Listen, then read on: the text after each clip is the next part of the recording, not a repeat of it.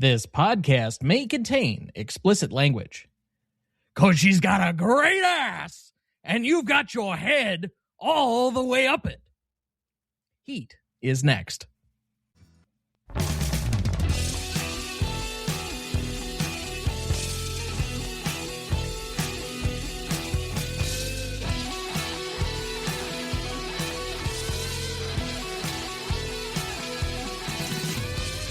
Welcome to the Greatest Movie of All Time podcast, the show that uses a unique grading style to redefine what the greatest movies are. I'm Tom Duncan. And I'm Dana Duncan. Ooh. Frog in your throat there, Dad? Yes. Yeah. Okay. Well, that's what happens when you have bronchitis.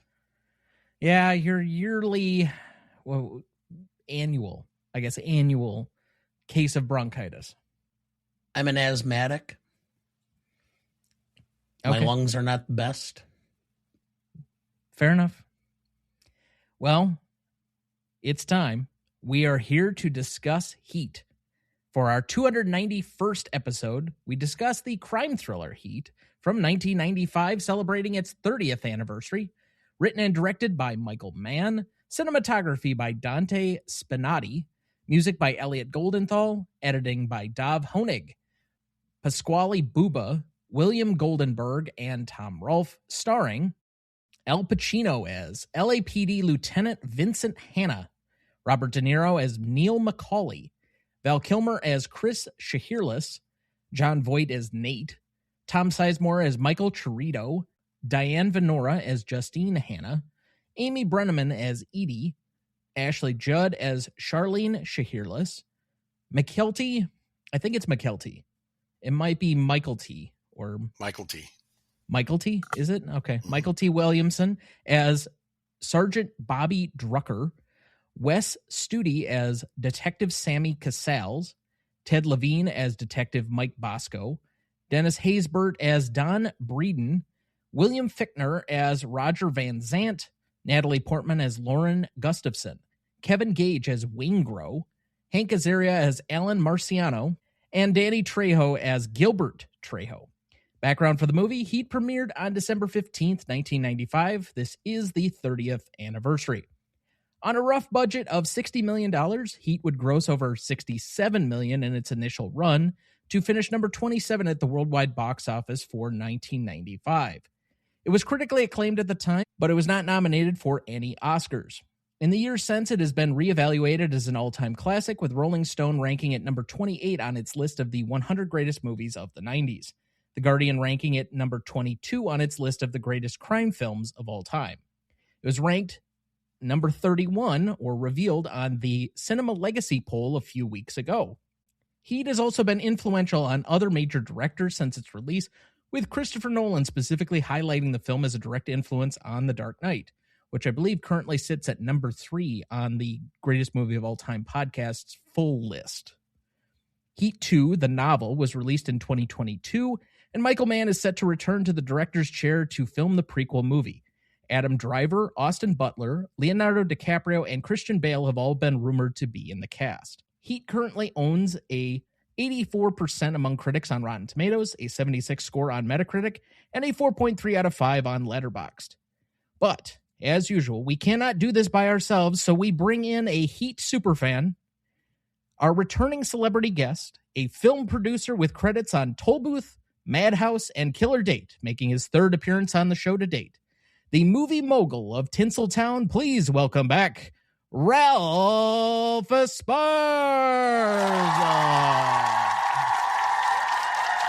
Thank you. Welcome back. Thank you. It's awesome to be here, especially to discuss Heat. I'm really pumped. Glad to hear it. I think that I may have let it slip at some point here that this is a movie that I recognize so many people's passion for this movie specifically. And it's one that I don't dislike, but it's not one that I'm necessarily passionate about. That being said, I put it strategically on our list because I know other people are very passionate about the movie, one. But two, I also felt like this was a movie my dad needed to see. I knew he had not seen it before, so this is kind of one where I've tried to set him up to see if he would like it and how he kind of appreciates the movie. I think I might enjoy the movie more after our discussion of the movie than necessarily as I've watched it, but I've seen it now 3 times and I've grown in an appreciation for it each and every time, including this last one where I think I found the movie more accessible than ever before. So let's start there, Dad. You have not seen this film before. What were your first impressions?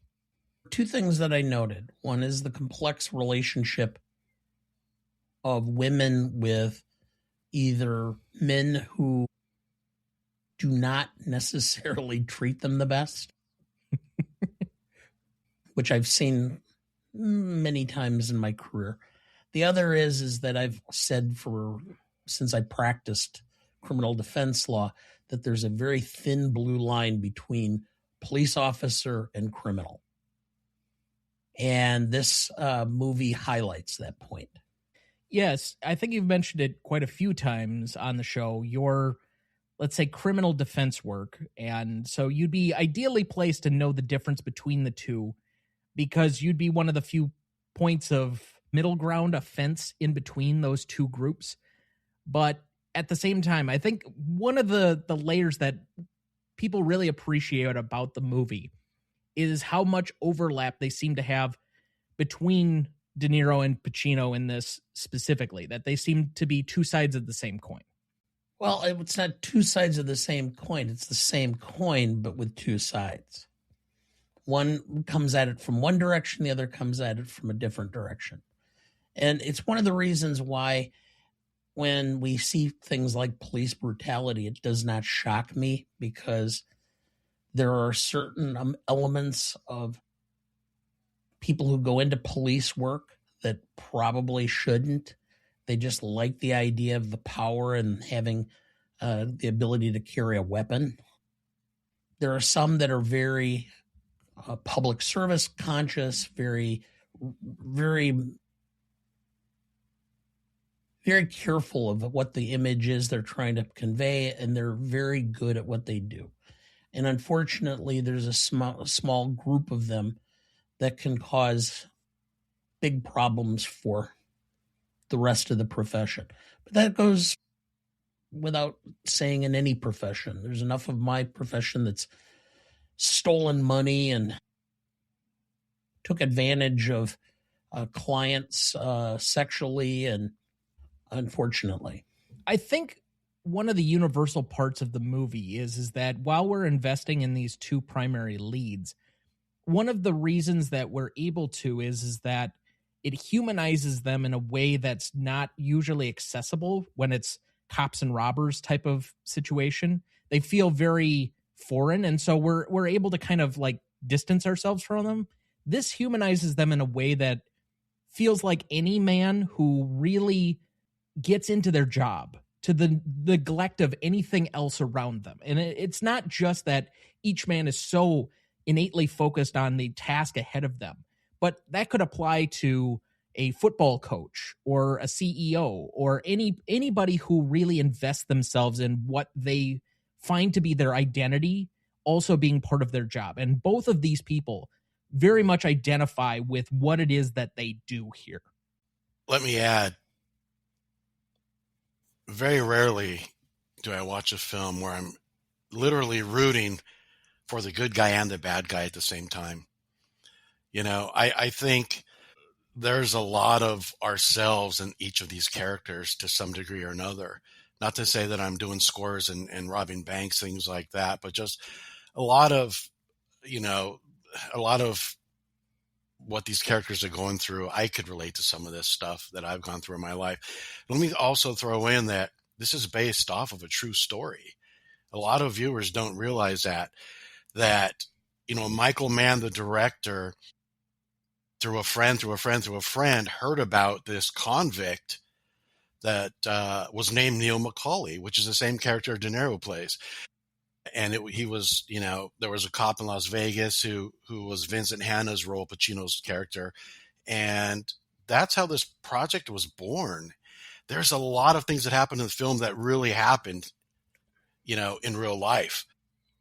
So that alone even kicks this up another notch for me. But yeah, I was rooting for both, to be honest with you. I wanted De Niro. I don't want to be a spoiler alert guy here, but I wanted De Niro to get away at the end. I really did, and you could see him going through this angst as he's driving the car. And then he gives us one little smile, and then he just turns the wheel and says, screw it, I'm going to get this Waingro. And you know what happens then. But yeah, pretty intense. Well, let's take this off the table here. This is nearly a 30-year-old movie. By the time this comes out, it'll be a few days short of its 30th anniversary. If you've not seen the movie, I'm not sure why you're listening to this, but we're not going to be careful with spoilers. So you're off the hook. Yes, Neil McCauley dies. Yeah, exactly. And I'll say this, if you haven't seen it on the big screen, judge it as much as you want, but you have to have seen it on the big screen. I saw it on the big screen when it was released in the 90s. Amazing because of the sound alone, just that shootout. I saw it again last year, Quentin Tarantino's theater in LA. He played a 35 millimeter print of it that he owns. And I took my daughter, who's a Heat fan, and we sat there just mesmerized. And it was such a great communal experience with the entire audience laughing and cheering when they were supposed to, right? So, big screen experience with Heat is a must for sure. So, Dad, did you like the movie? Yes. Like I said, what the superpower of this movie is the ability to see the inner workings, the character of the individuals, their personal lives and how their relationships and such. And that's humanizes not just one side, but both sides. It's seldom that you see the individual or the human element of this, the clear, the domestic aspect, the struggles to maintain their personal relationships and such, and to have an identity outside of what they are. But ultimately what ends up happening is they are who they are. And that's all they can be said. And ultimately it leads to one's death and the other killing him, but being alone in the process because his marriage falls apart after I believe he had been married before. 3 times. Yeah. 3 times. Yeah. Well, this was his third, right? Third. Well, and I'm sure there will be a fourth. If the character was to be further developed, there will be a fourth because hope springs eternal. Yeah, you hit it right on the head with the whole domestic aspects of this. A lot of movies just show the cops and robbers. Michael Mann went the extra step. We see the wives, the girlfriends, their characters. Like you said, it humanizes them. And I think that's so important. I also, the city of Los Angeles at night, the way Michael Mann captured that's how it is, right? I grew up there. I don't live there anymore, but that's how the city, it's like a jungle at night, and he used all these blue filters to make it like this really cool polarized look. But it is a jungle, and I see Pacino's character as the hunter and De Niro as the prey, right? That's the way I see it. And that's Pacino's a hunter. That's what he is. That's what he does 24/7. It's his blood, which is the reason why his marriages don't work. Because he's in love with his job more than his wife's. Well, and I don't think there's room for him to be anything other than that because his identity is so wrapped up into everything that he's doing. I think there's an important scene early on where he talks about being on edge and having this angst constantly present for him because that keeps him sharp and that allows him to do his job effectively. But at the same time, it makes it impossible for him to maintain a certain relationship past a certain point. You can obviously have the infatuation and all the other things, but as somebody gets to know you and truly understand what you are and they need more from you and you're not willing to grow with them in any meaningful way, that stunts your ability as a person to be anything different. And that's why all of these relationships fail. No, Pacino's married to his career or his occupation, and his marriages are nothing more than affairs. Great analogy. I love that. Yeah, I haven't heard that before. It's true. So while we were watching the film the other evening, Dad, and we happened to be together because we were together for Thanksgiving, you had related to me, I think we watched it probably about the first hour we got through on one day. Then we went back and we watched the second hour on like Sunday or something like that. And then had dinner in between before we finished the film. And I think it was between that last half an hour or so, as we were about to turn it back on, where you said something to the effect of, I've never really heard of this film before, other than you mentioning it being on the schedule, but this is really good. Why haven't I heard about this before? And I think that there's a contingent of very loyal, very passionate people that have brought this movie to the fore, because I'll admit, until probably about 5 or 6 years ago, I had never heard of this film. And it was only through other podcasters being so promotional, hitting you over the head with how much that they loved this movie, that it's kind of maintained its status. It's not on a lot of great critics lists. It's kind of it's a fans movie. And so, being on the outside of this, why would you say this movie has such a high cult following, if you were to place a guess? I'll tell you one of the big reasons. It's the first time you've seen Pacino and De Niro share the screen together in one scene. That alone is huge, because, yeah, they were in Godfather 2, but they were never, they were decades apart. They never shared the screen together. For Pacino to pull him over on the freeway and say, hey, let's grab a cup of coffee. I mean, this is who he's been hunting. Let's go grab a cup of coffee. What the hell is that? And they sit there, two guys sharing a cup of coffee, sharing about their lives, and basically say, if I have to put you down, I'm going to put you down.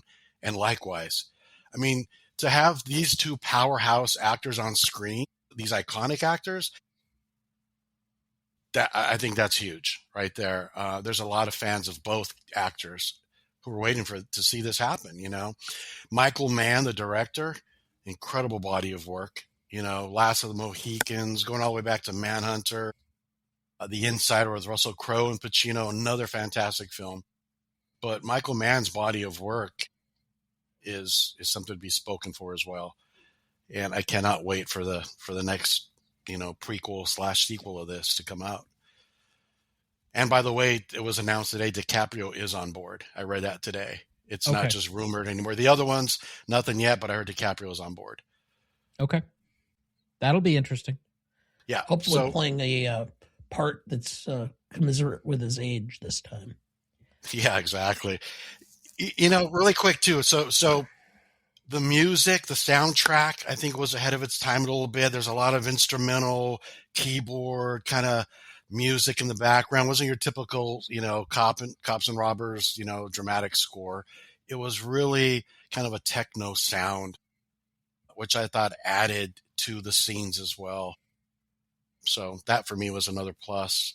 And of course the acting, the cast that Mann assembled was just top notch.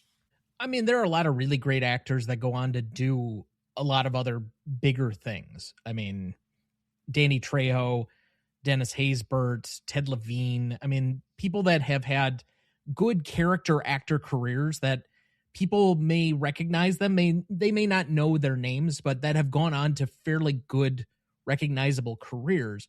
But then at the middle of it, as you mentioned, it is this almost like a prize fight or a certain sporting event where you have two people that have been somewhat in the same orbit for a very long time, but have never completely crossed paths, and they're coming together in this one way. I think that might be an apt way of describing why it has such an affection for certain people. They had a mutual respect for each other, right? Pacino respected what De Niro, not respected what he did, but how good he was, right? I mean, for him to grab his hand at the end and hold his hand so he wouldn't die alone, that right there, my God. I mean, I didn't expect that when I first saw that, for him to reach down and hold his hand. That's probably doesn't happen in real life. Maybe it does, but that just showed me right there. And then there's a close up on Pacino. All you see is his eyes. Man, was that great acting. His eyes are just like, wow, contemplating everything, his life, De Niro, just everything you can see in his eyes. Such an amazing scene. Dad, do you have a plot summary ready for us? I do. Heat is a crime thriller that stars Al Pacino as Lieutenant Vincent Hanna, a dedicated Los Angeles police detective, and Robert De Niro as Neil McCauley, a highly skilled professional thief. Both men are the best at what they do, and their lives begin to collide as McCauley's crew plans a major bank robbery. McCauley leads a disciplined team that includes characters played by Val Kilmer and Tom Sizemore. They try to stay ahead of the law while preparing for one last big score. Hanna, who is obsessed with catching them, struggles to balance his dangerous job with his strained home life. When the final robbery goes wrong, it leads to a dramatic chase through the streets of Los Angeles. Thank you, Dad.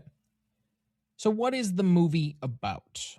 I think we've kind of discussed a lot of things having related to the movie generally, but to you, if you were to place it in like one sentence, an elevator pitch per se, what would it be?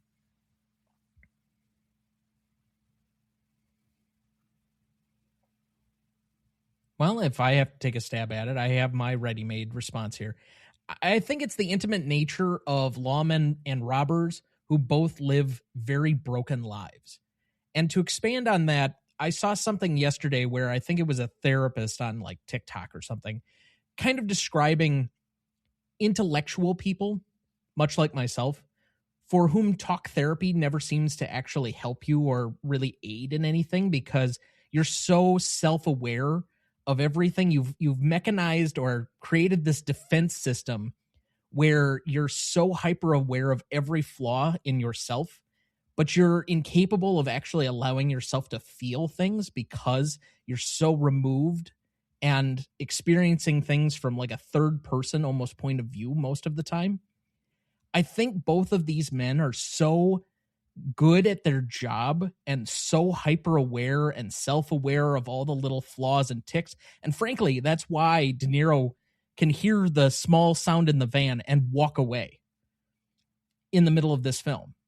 But at the same time, these men are so completely broken. They're incapable of actually feeling anything. To a degree, maybe Pacino has left that behind, and he signals it by the end of the film. But maybe the reason that Vincent Hanna gets the upper end on Neil McCauley is Neil allows himself one last opportunity to feel with Edie, and that's what's made him less sharp. And so he ends up losing in the end as a result. His comment or his statement was, I am alone, but I am not lonely. Okay? Which basically says he has everything he wants within his purview and his control. Whereas, and I was thinking about this comment, there's a lot of people, and I would probably put myself in that, is that I am not alone, but I am a lonely type person. I feel like I need to have constant interaction with people. Otherwise, I feel lonely and unfulfilled, I guess would be the word. Sure. So, to throw in really quickly, that scene where De Niro hears that noise across the street in the truck, that's based off a true event. So that's another thing that really happened. So when I see that, I'm like, wow. When you're in a top of a profession, things happen and you become so in tune with them. For example, really good, and I would not put myself into that category by any stretch of the imagination, trial lawyer, has the ability to read a witness's response to know that there's something not being said. I've seen it done in certain trials. There have been times I've been able to do it. It's not as much as I would have loved to have done it. I probably would have been able to retire by now if I was better at it. No, but there are things you definitely look for or listen for that you're able to pick up on. And whether you give yourself credit or not, I mean, you obviously have a certain track record of success that would indicate otherwise. I mean, I think you bragged about it last week that you have more wins than losses in criminal defense, which... Yeah, I do. So there you go on that front. And I'm sure we'll come to you with some lawyerly or legal questions by the end of this, so we can, again, continue to tease this TikTok series that's just never going to happen. Dana, legal advice or fictional legal advice, something to that effect. We need to do a show like on The Verdict that starred Paul Newman, and Justice for All with Al Pacino. If you've seen those, fantastic films. Yeah. There's so many legal dramas from the 90s, like going through any of John Grisham, all those John Grisham novels that got made into something. Yeah. The Rainmaker, all of those. This in part started because of my comment when we did The Verdict. And I commented that we haven't done The Verdict. I was going to say, wait a second. I want to be part of that one. Oh, yeah, we didn't, did we? We did it We talked about The Verdict on Andrew's show. Yeah. Okay. A couple of months back. Well, I had commented that he played it wrong, which is what he does is he doesn't disclose anything. He has the win because all he has to do is the minute he finds out about it is he lets the jury play it out. And if the jury comes back and awards him things, he goes to James Mason and says, hey, do you want to get disbarred? You might want to recommend to your client that they not appeal. And if he loses, then he has a mistrial. Anyway, back to this movie. At the center of the movie, again, is the two primary actors. What exactly makes these two, De Niro and Pacino specifically, probably the two greatest actors of their generation, but I think you could arguably make a case they're minimally top 25 actors of all time. Really quick, I'll throw in too, something that was in the script and not on the screen. They didn't show it. Al Pacino's character snorted cocaine. So when you see Al Pacino do these crazy things, like she's got a big, all these things he does, and he just has these outbursts, a lot of that's because he's on coke. And, that was not shown on screen. Michael Mann said it would be a distraction if they show Pacino snorting coke. Here we go, Scarface or something, But so they left it out and just let that behavior stay in. But that's interesting. Give me all the facts you got, Ralph. Give me all you got. I tell you, I watched the making of all the behind the scenes. I'm just huge fan. And got to drive down the street where they did the shootout. Took my daughter there last year before we went to see it on the big screen, and we drove down the street 3 or 4 times around the block, the bank where they did the heist, and the street right there, the park where Sizemore gets shot. I mean, it's all right there. So we took video, and it was fun. It was fun to be there. I know there was one thing that I read that this is one of the rare movies that's not performed for any part of it on a soundstage. Exactly right. All filmed on location. Yeah, very, very good point to bring up. The location managers, I saw an interview with them. They literally drove all over LA and just found locations and presented a bunch to Michael Mann. Yes, no. What a fun job that must have been. But yeah, all practical locations. Excellent point. I was going to just comment back to your original question about De Niro and Pacino. There are actors who can play parts. There are actors whose parts they make their own by just being themselves. These two have a knack for pulling the part and wrapping themselves in it so that even though they are themselves, they really do play a part. And it's a very distinct feeling that you get. I think Jack Nicholson does it. The few times that I thought John Wayne really was great is when he did it. Instead of just being John Wayne, it was being John Wayne being part of the character. And that was The Man Who Shot Liberty Valance, probably True Grit. I think those are probably, and to some extent, his last film, The Shootist. I think those were probably his 3 best acting performances. So again, it's that knack. They were always compared to each other too over the years. De Niro, Pacino, who's better. And, there's always some sort of competition. And they've even acknowledged that point. So for them to just push that aside and do this together, just kind of shut all those people up that always said that. But it was nice to see them on the big screen for sure. Yeah, I would probably venture. I've been critical on this program multiple times of saying, and I don't mean this as a diss, but there are certain actors who are very good at playing themselves in different situations. Tom Hanks immediately comes to mind. I love Tom Hanks. He's great in pretty much whatever he does.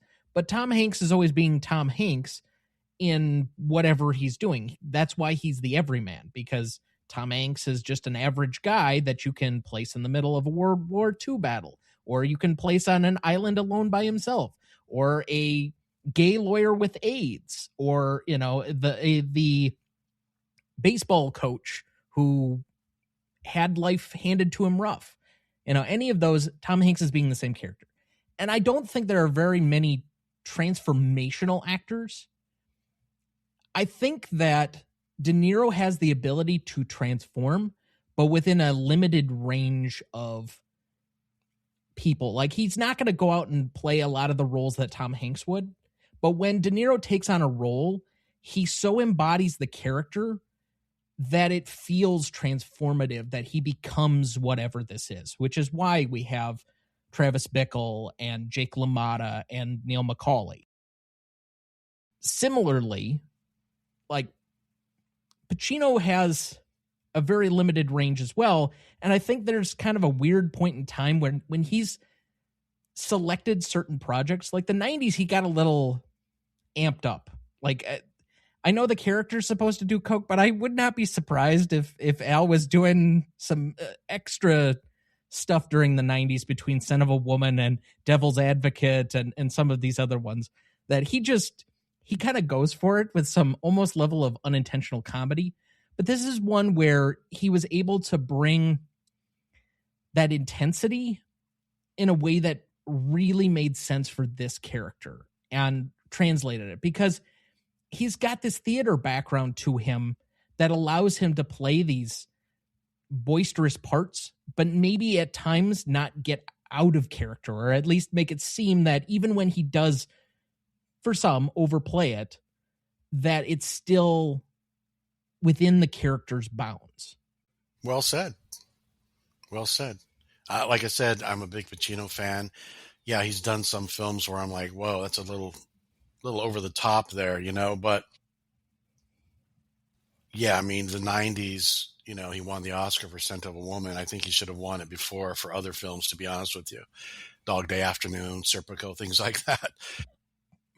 It was almost like a gift to him that year, I think. But yeah, I agree 100%. And De Niro, I think him playing this role in a reserved way that he does just works, right? He was just really kind of cool and calm, really cool cat, and didn't really get all crazy and yell and things, and where we had Pacino doing all that. So there was that, there was that balance there. I thought De Niro knocked it out of the park big time on this. Did you know? As many already know, rather than dubbing in the gunshots during the bank robbery shootout, Michael Mann had microphones carefully placed around the set so that the audio could be captured live. This added to the impact of the scene because it sounded like no other gunfight shown on screen. Did you know? In an interview with Al Pacino on the DVD special edition, Pacino revealed that for the scene in the restaurant between Hanna and McCauley, Robert De Niro felt that the scene should not be rehearsed so that the unfamiliarity between the two characters would seem more genuine. Michael Mann agreed and shot the scene with no practice rehearsals. Did you know? Val Kilmer was thrilled to learn the moment in the gunfight scene where he runs out of bullets and rapidly changes his magazine is regularly shown to Marine recruits as an example of how to perform the action properly. According to Kilmer, a trainer once said, "If you can't change a clip as fast as this actor, get out of my army." Yeah, that shootout alone, the sound on that, you touched on that. the sound editors were adding all these different sounds in post-production, and Michael Mann's like, wait a second, that's not what I want. They're like, what do you want? And he wanted the real sound that they recorded, the live sound from that day, which is just absolutely amazing. And in the theater, hearing it go from speaker to speaker as you're sitting there is just mind-blowing. I don't think there's probably anything like it. You're right. You're right. Did you know? Val Kilmer stated the main reason he chose to act in this film was so that he could be able to call Al Pacino and Robert De Niro Al and Bob for the rest of his life.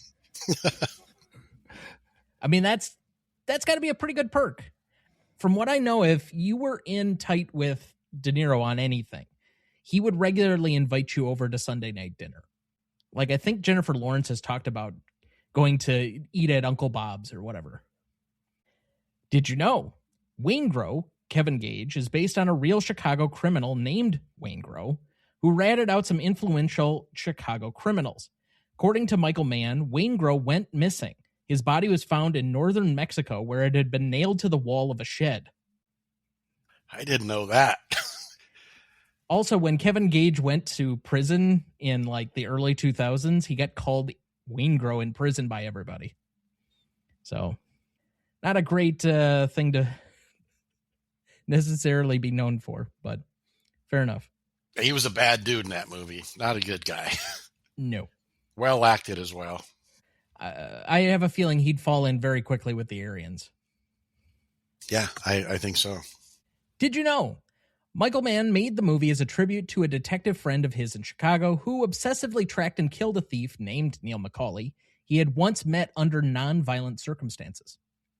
And I got to think that that's where the scene in the middle of the movie kind of comes from. So, with that, we will take our first break, and we'll be right back.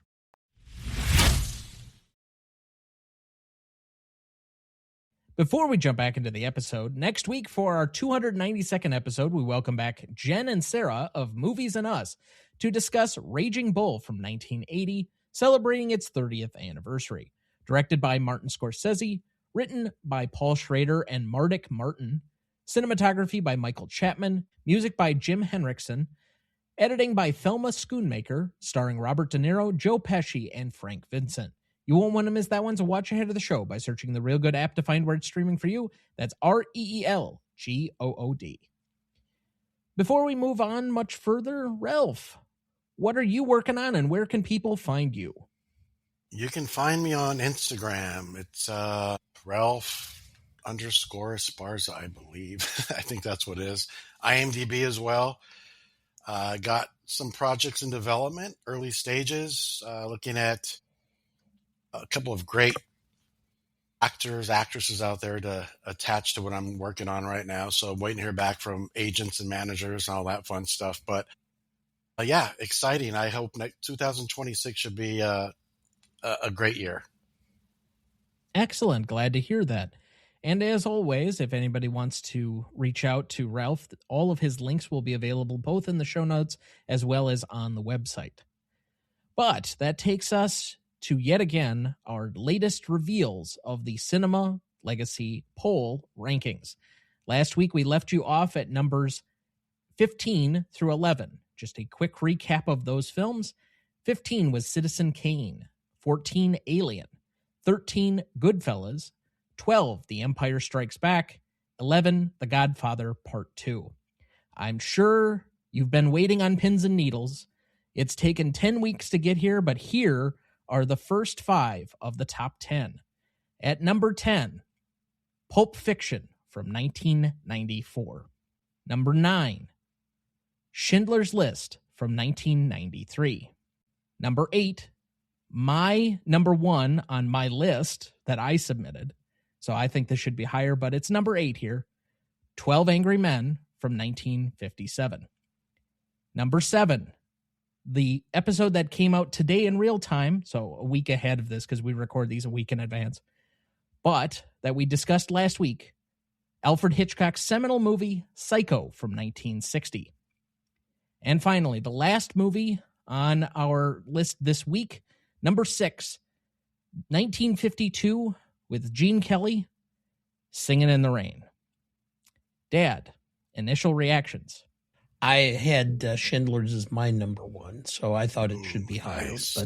Nice. But overall, I think that there's a few there that I would have liked to have seen higher, but I think 12 Angry Men probably could have been higher, but I can't find fault.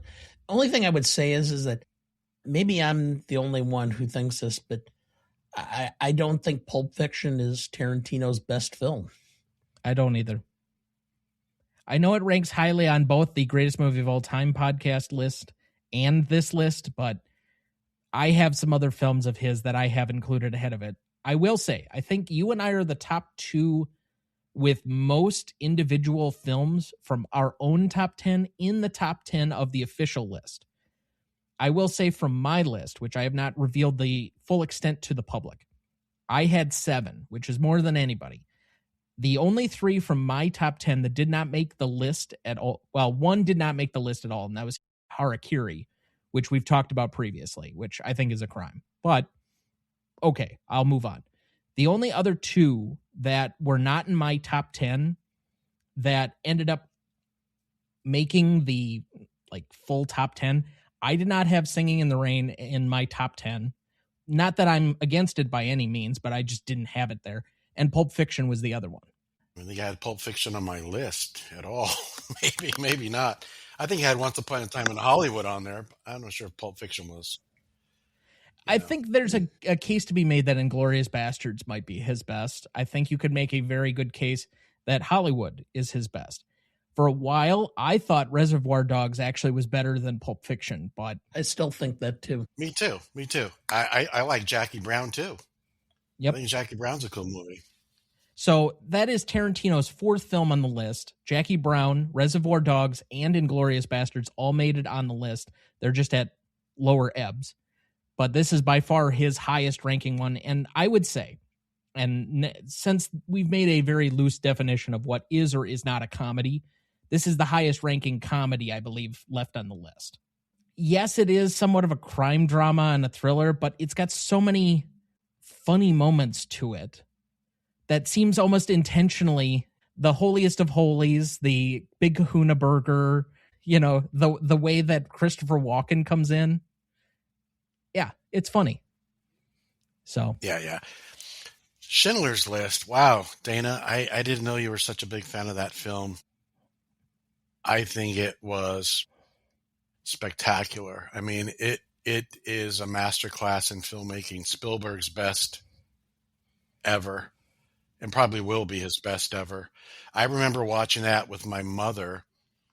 My mother was so upset she got up and walked out of the theater because it was so unsettling, some of the scenes. And I had to go out and chase her out in the lobby, and she finally came back in. But man, that really moved her. It was like a documentary. I think it was on my top 10. So it just, almost just a perfect movie, man. And to do it in black and white, just brilliant. Yes. I don't think anybody can deny its power, its impact, its influence, and how well made the movie is. If you have anything ahead of it, it's simply because it's a little more enjoyable, because Schindler's is just so devastating to watch that it is not something that you're just lightly going to throw on. You have to consciously choose to put yourself in that environment because of how heavy and how well made the movie is. But it no less deadens the impact of what that is. And I will say, for all 5 of these movies this week, we've covered 3 of them at least twice, and we've covered all of them at least once, including Schindler's was our 250th episode earlier this year. So you can catch any of these and what our full extent of comments are at any point. But I've had Schindler's at number 1 on my top ranked best pictures list for the last 2 years. I don't see it necessarily moving down anytime soon, given the current environment that we're in. And you got to hand it off. I mean, Steven Spielberg now ties Kurosawa with most films on the list so far at 5. Wow. It is not his last film on the list. I'm sure everybody can tell there's going to be one more that will be ahead of it, but he's the GOAT. He's the GOAT. I'll say this, being the biggest Pacino fan this side of the Mississippi, I seriously think Liam Neeson should have won the award that year. His performance was freaking amazing, you know. Who actually won it in 93? Because Pacino was 92 and he beat out Denzel in Malcolm X. But did he? Okay, so no, Scent of Woman came out. Okay, I thought Liam Neeson was going. No, Liam Neeson was in that against Pacino. I remember going to the Golden Globes that year, and Liam Neeson was on the red carpet as well as Pacino, and I think they were both there for Best Actor. I might be wrong. Let me just take a look here. I think this is, if it's not already been covered by the maybe. Oh, it was Tom Hanks for Philadelphia beat Neeson for Schindler's, Anthony Hopkins for The Remains of the Day, Lawrence Fishburne for What's Love Got to Do with It, and Daniel Day-Lewis in The Name of the Father. So the previous year would have been Pacino winning for Scent of a Woman over Downey for Chaplin, Clint Eastwood for Unforgiven, Stephen Rea for The Crying Game. Yeah. I'm not familiar with him. And Denzel for Malcolm X. That's been the big controversy for a long time is that Denzel should have gotten Pacino's Oscar that year, but Pacino should have gotten the Oscar for Godfather 2 back in 74 instead of... Right. Why am I drawing a blank on his name? The TV actor that... Harry and Tonto. Oh, Art Carney. Art Carney, yeah. I'll tell you this. I was driving through the hills one time, I don't know, going to lunch or something in Hollywood, up in the hills. That's where the lady I worked for, she was a director. But Ray Fiennes drove up next to me. I remember he was driving a black convertible Saab. If you remember what the Saabs look like. And I looked over at him, and I kind of got this like goosebumps, not because I was like, I'm right next to this guy, but because he freaked me out because he played his character so well in Schindler's List. When I saw him in person, I was like, whoa, wait a second, kind of weird. How he didn't win for supporting, I have no idea. I know. I don't know who won that year, but yeah. I just hit it up too, and now I closed out of it. Sorry. No, I know Pacino was nominated one year for Best Supporting and Best Actor for Glengarry Glen Ross, I think. Yeah, 92 he was up for both. And he's great in Glengarry. He's great. The amount of times I quote Glengarry during business hours is obscene, but we'll save that for another day and another podcast. But some additional factoids here on our 5 honorees this evening. Our 11th horror film on the list in Psycho, joining Alien, Jurassic Park, The Silence of the Lambs, The Shining, The Exorcist, Nosferatu, Train to Busan, Night of the Living Dead 7, and The Thing. We still have one horror film left to reveal. I think I know what that is. You probably do. This is our 7th different musical with Singing in the Rain, joining The Sound of Music, The Red Shoes, West Side Story, Cabaret, All That Jazz, and Beauty and the Beast. Only 2 musicals left higher on the list. And let me just make sure that... No, there's only 1 musical left higher on the list. I was going to say... Wow. I apparently forgot to change that out. Can you give a hint as to what decade that musical came out? Let's just say it's before 1960. Oh, okay. All right. Wasn't what I thought. You'll definitely know when it comes out. So, but that's next week. We added one more Best Picture winner to the list this week with Schindler's List. We so far have 26 winners total announced on the list, and at least 1 from each decade. We have 2 from the 20s, 3 from the 30s, 2 from the 40s, 3 from the 50s, 4 from the 1960s, 3 from the 70s now, 3 from the 90s, 1 from the 1980s, 2 from the 2000s, 2 from the 2010s, and 1, the lone film from the 2020s in Oppenheimer from 2023. As I mentioned before, this is Quentin Tarantino's 4th and last film on the list, with Pulp Fiction joining Inglourious Basterds at number 107, and Jackie Brown and Reservoir Dogs were tied at number 120. Wow. Steven Spielberg now has 5 recognized films on the list, with Schindler's List joining Raiders of the Lost Ark at 19, Jurassic Park at 23, Saving Private Ryan at 63, and E.T. at 72. He joins Akira Kurosawa as the most films on the list to this point. What are those films? Can you just drop those really quick? Akira's? For Kurosawa? Yes. Rashomon, Ran, Ikiru, Seven Samurai, and High and Low. Okay. That sounds right. Without immediately looking through it, I think those are the 5.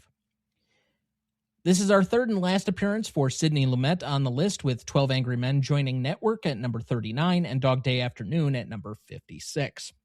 Obviously, our fourth and final Alfred Hitchcock film on the list, with Psycho joining Vertigo at 18, Rear Window at number 32, and Rebecca at number 104. And, as many assumed, the only Stanley Donen or Gene Kelly film on the list, with Singing in the Rain. Director breakdown to this point: Kurosawa and Spielberg at 5, 4 apiece for Christopher Nolan, Alfred Hitchcock, and Quentin Tarantino, and 3 apiece for David Fincher, Stanley Kubrick, Paul Thomas Anderson, Billy Wilder, Martin Scorsese, and Sidney Lumet. Psycho is the highest-ranking movie of the 1960s, so there will be no higher 60s movies remaining. Singing in the Rain is the highest-ranking movie of the 1950s, so we don't have any from that decade either. We don't have any remaining yet from the 1980s, as The Empire Strikes Back was our highest remaining film on the list from there. We've already revealed that There Will Be Blood is the highest ranking film and the last film from the 2000s. Parasite is the highest ranking film and the last film from the 2010s. Obviously, Oppenheimer is the only film from the 2020s, so that's the lone film there in that decade. And Nosferatu was the highest ranking film of the 1920s. The breakdown by decade: 4 films from the 1920s, 5 from the 1930s, 9 from the 1940s, 13 from the 1950s, 11 from the 60s, 15 films from the 1970s, 1980s has 13 films recognized so far, a whopping 22 films from the 1990s, 12 from the 2000s, 10 from the 2010s, and then that lone 1 film from the 2020s. So, any final thoughts here on these 5? No, all good. All good. Psycho. I'll drop another story here. So, really quick. So, I worked at Universal. This is before I got into any type of filmmaking or anything. I was actually working up on the tour, right? And after hours, one summer, we would close literally at midnight. There would still be tourists there taking the tour and all that. And after hours, we would close a park, and me and some buddies would walk down to the back lot, and I got to walk in the Psycho house, which I thought was pretty damn cool. You know, it was a little freaky. You know, it's just a set, nothing's in there, but the door kind of creaked open, and it was just a little weird, but just a great memory, So I got to stand on Orca, one of the boats used in Jaws. We snuck down to Jaws Lake, and I got to do that. And so some great memories. But yeah, that Psycho house was a little freaky. Nothing in there. I'm sure. But before we move on here, Ralph, do you have any predictions on what might still be remaining in the top 5? Let's go with The Exorcist. That has already been revealed. Has it? Oh, no. The Exorcist is tied at number 59. 59? That's not good. I think that was on my top 10 too. Darn it. What am I leaving out? Well, Godfather, right? The first one, I would say. Okay, so Godfather, Jaws. If Jaws isn't on there, that's a travesty for sure. Let's see. I'm trying to think here. I'm looking around my room at posters. Shoot. No, I don't know. I mean, I could sit here all night listing movies. I don't know. Cool Hand Luke? Cool Hand Luke did not make the final list. That I will reveal. But from a genre piece, we have 2 Best Picture winners still remaining to reveal. We have at least, I would say, 3 classic dramas that we have not said. A horror film. We said at least 1 Steven Spielberg film is still remaining. And we have at least 1 musical that's of very high repute. So if that's anything for anybody, I'm sure to a degree you could probably name what's remaining. There are 5 films left. It's some pretty obvious names. There Will Be Blood. That was 21. Okay. You have all these memorized, or you have a list in front of you? I have the list in front of me. Okay. So you're pretty good. I will memorize the list slowly over the next, couple of months or so, because people will be asking me all the Right, time right. yet, but Yes. That'd be awesome to just know it offhand. Oh, that was number 21. That was number 59. yeah. That'd be great. Well, the tricky part's going to be all these random ties, and especially any of the ones where it's like 3 movies tied, or where the ties are like all grouped in this weird bunching. You know, like I think one week we had 3 sets of ties all back to back to back, so it was a little odd that way. But yeah, for at least the rough top 50 of the list, we haven't had really any ties. We have 1 set of ties at 42. Otherwise, the next set of ties is until 59, with The Graduate and The Exorcist tying at 59. But yeah. So 2 more weeks left to go. By the time this comes out, this will be the 10th of December. So that means that, yet again, we'll reveal the next 3 next week. So 5 through number 3. So 5, 4, and 3 will be revealed next week. And our final 2 will be on our last episode of the season that comes out on Christmas Eve. So you can find out the full list there. You can follow us on any of our socials at GMOAT Podcast. Or you can find the full list that has been revealed so far on RonnieDuncanStudios.com/GMOAT Podcast. So you can get the full 120 plus ties. Sans, of course, the top 5 that we have not yet revealed. But by Christmas and New Year's, you'll be able to see the full extent of the list and then do all of your own factoids and director breakdowns and decade breakdowns as much as you want. But have fun with whatever's left, guys, because we only have those 2 more weeks, and then we set up for whatever's next, our next iteration next year. We will be taking fan suggestions. I think what we're going to let our participants do is vote on what we want the next version of the list to be. I think the leading sentiment in the clubhouse right now is either the top 50 horror films or the top 50 comedies. That's cool. But we'll see. I think one of these times we'll have to do a breakdown by decade. And so we'll do the top 50 films of the 1950s or something, something like that. And try and break it down that way. But there's a lot of different iterations that we could do. We could do best directors. We could do best actors. Best performances in a single role or something to that effect, most iconic roles, best musical scores. There's a lot of possibilities, and we're not sure what will be next, and we don't want to necessarily limit it either, but we're glad people are excited to see whatever the next version is going to be as well. So that does it for the Cinema Legacy poll for yet another week. Please stay tuned for our final 2 reveals and the top 5 yet to come. But we left off at best performance. Dad, who do you have down? I have Michael Mann. As much as you talk about Pacino and De Niro and such, the script and the directing in this film were stellar.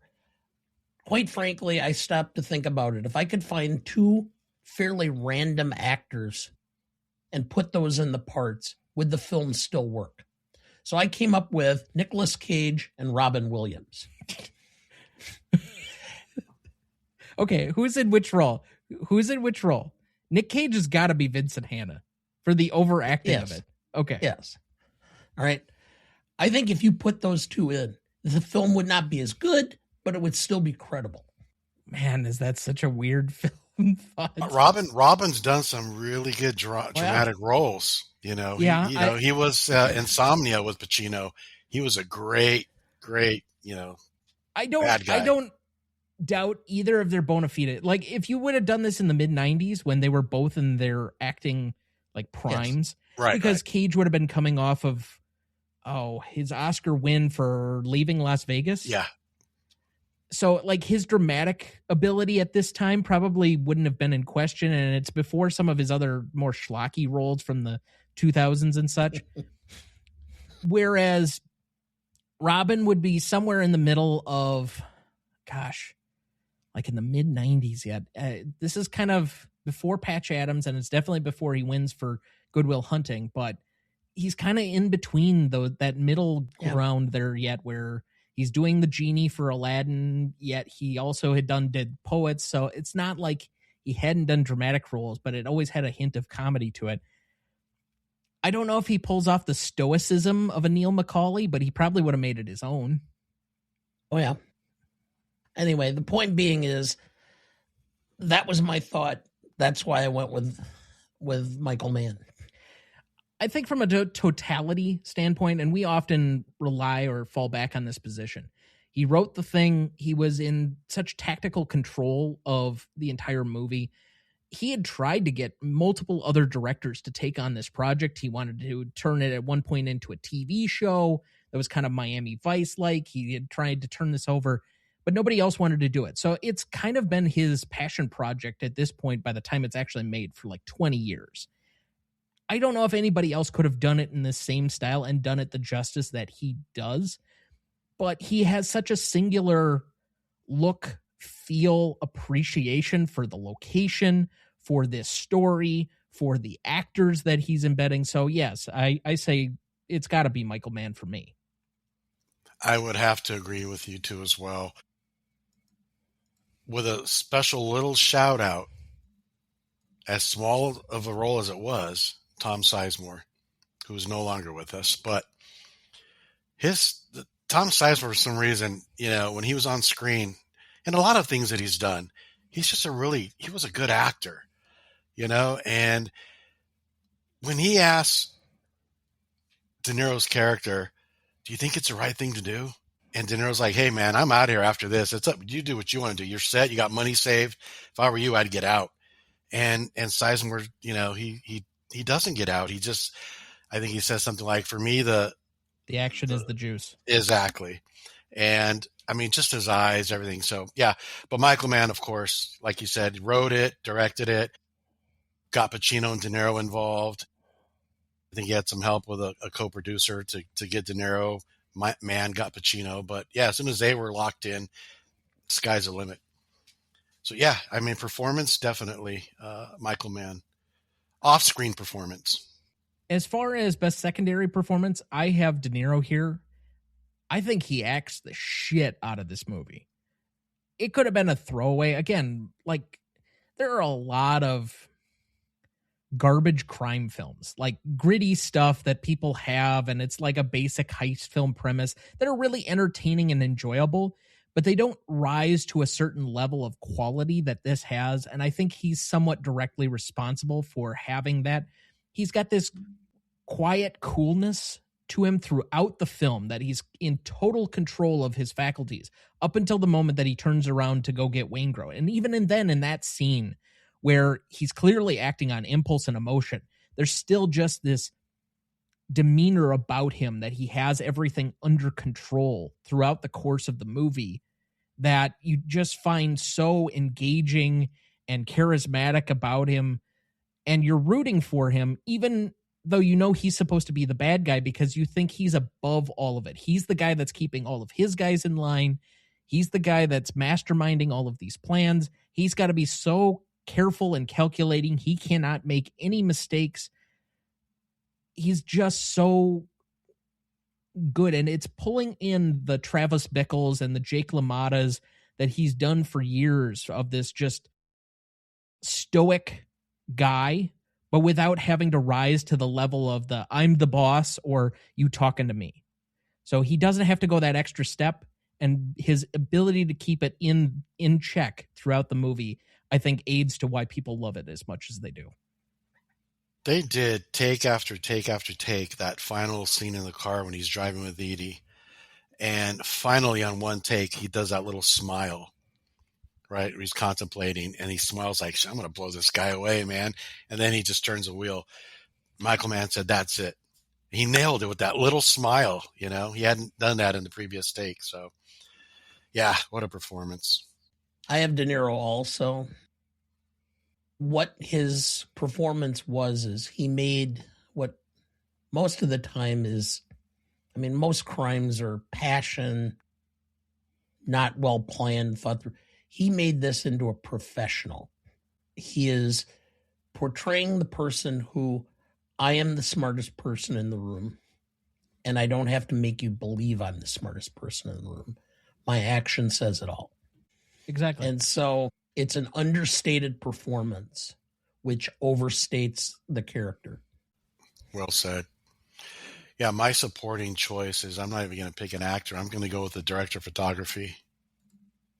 he just captured the gritty underbelly of LA. I mean, better than I've seen on any film. Seriously.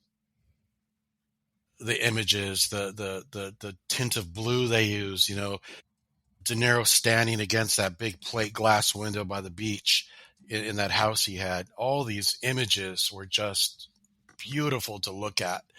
And for me, it's the director of photography. You know, it's just, he killed it.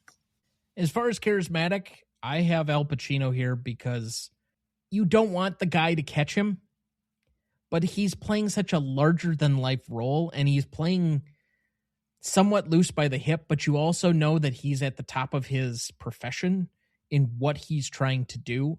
And he's so unintentionally funny throughout the movie with how big he goes in so many different scenes that you can't not enjoy him, even if you're not necessarily rooting for him. I'm specifically rooting for De Niro throughout the course of the film, but that doesn't mean I'm not enjoying Al. Yeah, I mean, you guys already know I'm a big Al Pacino fan, so for me, it's Al as well.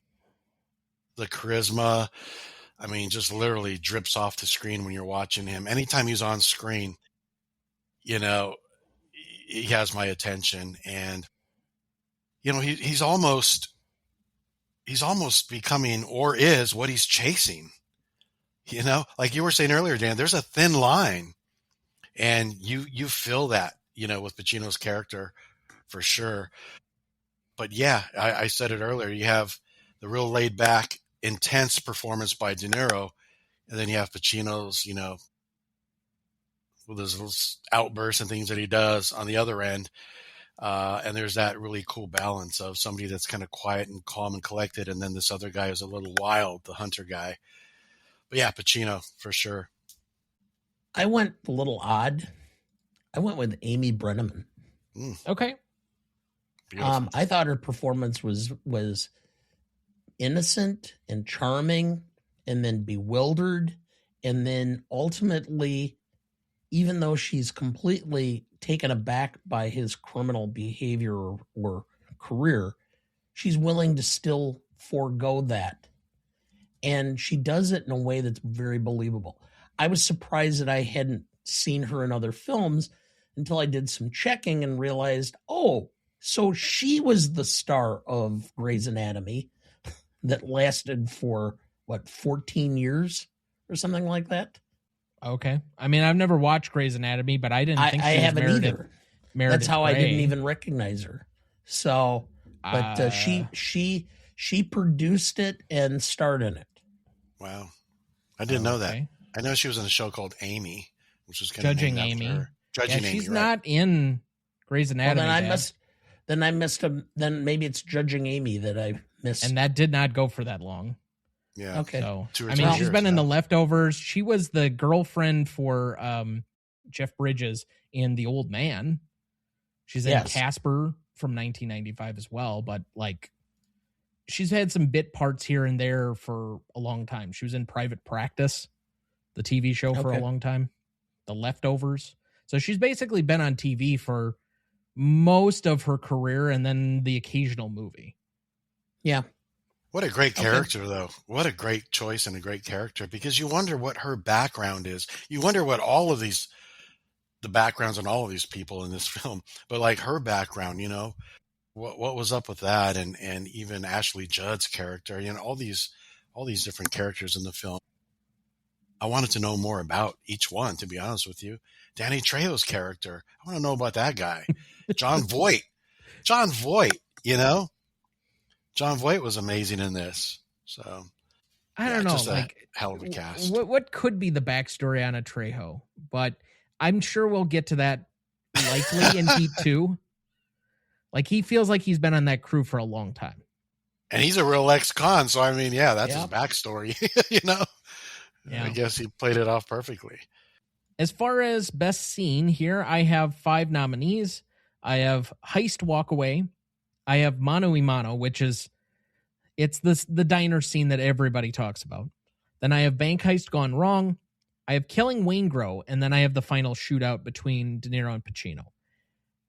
Condensing a near 3-hour movie into 5 scenes And I'll be frank that probably the first hour of this movie, I basically just skipped until we got to the heist walk away, which is maybe an hour and a half into the film. I'm sure I missed some things, but what other scenes need inclusion here? I mean, I think the shootout would be number one, of course, that you've already mentioned. The end when he reaches down to get De Niro's hand, of course, that for me. And that last final shot, you see it's like this huge widescreen shot of Pacino just holding his hand and the lights in the background from the airport. That's just beautiful. Oh, I got one for you. When Val Kilmer drives up to the apartment and Ashley Judd waves him off. That's an awesome little scene right there. She didn't have to do that, and she just swipes her hand like, go. And he takes off. So that stood out for me as well. Dad, anything to add? No, I did not. Okay. So then of these 6, heist walk away, mano y mano, bank heist gone wrong, killing Waingro, warning Chris, and final shootout, what is the best scene? I think we're all likely to pick the same one. Yep. Shootout. Oh. No? And no. I was going to go with the diner scene. Oh, yeah, well, I got to get a shootout.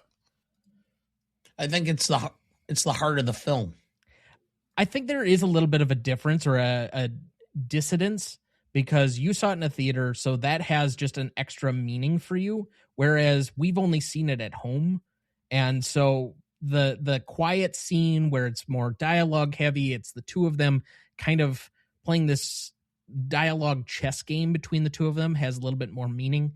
If you're in the theater, I can definitely understand how the action of that moment and the sound and the boom and everything that's going on that has a different feel than just at your home with your basic surround sound. For sure. I mean, it literally was like 5 minutes of just nonstop, just loud sounds of guns going off. And, when it was done in the theater, there was like a collective, everybody was like, what the hell did we just see? It was pretty intense, each time I've seen it on the big screen. So, but yeah, the coffee shop diner scene, of course, that would be right up there with it for me.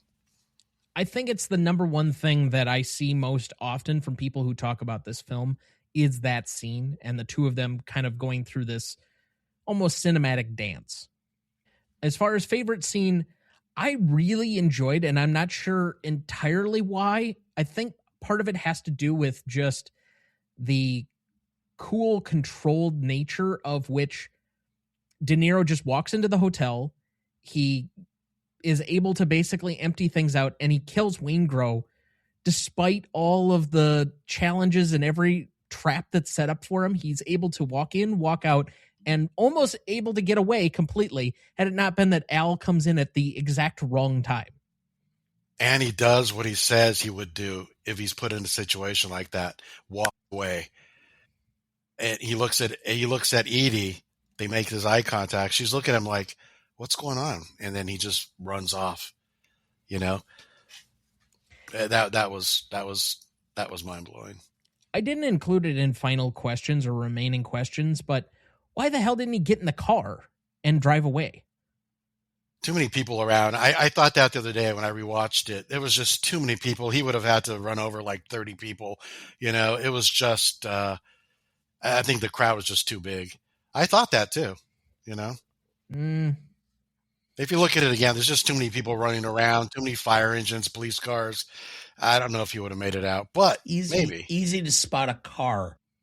Much easier to get lost in a crowd. Yeah, I did see a small blurb where I think it was Michael Mann revealed the reason that he had De Niro dressed in those gray suits is that it would blend in easier with a crowd. Yeah. But okay. Other favorite scenes? I have the same scene, but for a little bit different reason, which is he just can't let it go. Even though he talks about walking away, he can't.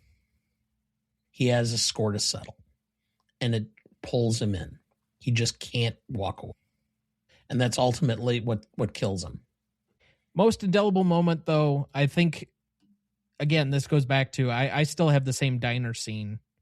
In hearing other people try and sell me on this movie, or in trying to convince me to watch it or share in their passion for it.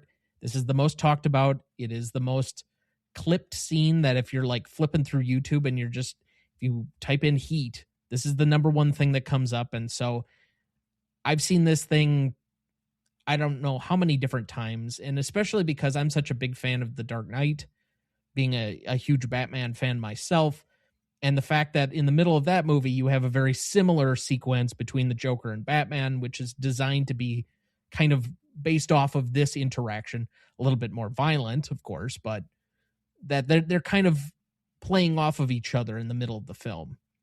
I think for me, it was always going to be that as the most indelible moment. Yeah, I'd agree as well. I have the bank heist. I mean, I don't think I've ever seen a scene that, everything going and drawing out in the level of chase and everything involved. That to me always will stick out. Yeah, they shot that over several weekends. So you figure have to, I think it took like 4 weekends to shoot that because they could only shoot on Saturdays and Sundays. So they had to keep coming back and setting up. So that. I suppose that makes sense, but I was going to say they have to shut down that whole area in order to do it. So yeah, it's only literally when you're there in real life, it's like a block and a half is what it is. It looks much bigger on screen, but. But that looks like a good spot for our second break. We'll be right back.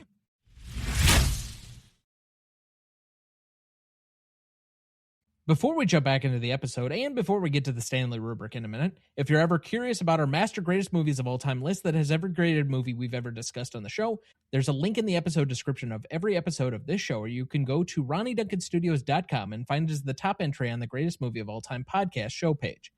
That has the grades we've done so far for all 262 movies we've graded, and we continue to add more each week. Make sure to check that out as we go and follow along. Now, before we get to our normal in memoriam here, just some quick housekeeping notes. We have some live episodes being planned coming up, and those will be on 3 consecutive Mondays. So just for some dates here, we are going to start with our, I think that's season 8 schedule planning on the 22nd of December here. So a week from Monday the 15th on the 22nd at 7 p.m. Central Standard Time. You can watch us live on YouTube. I will not be putting those up on the audio channels.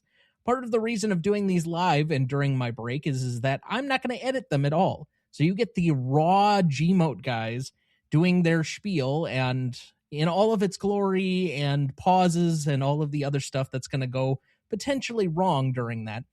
But as I've teased before, we're basically going to take you through how we normally would plan our future seasons out, which is just usually me reading a very long list of films with potential anniversaries that year to my dad and letting him rank them 1 out of 5 stars.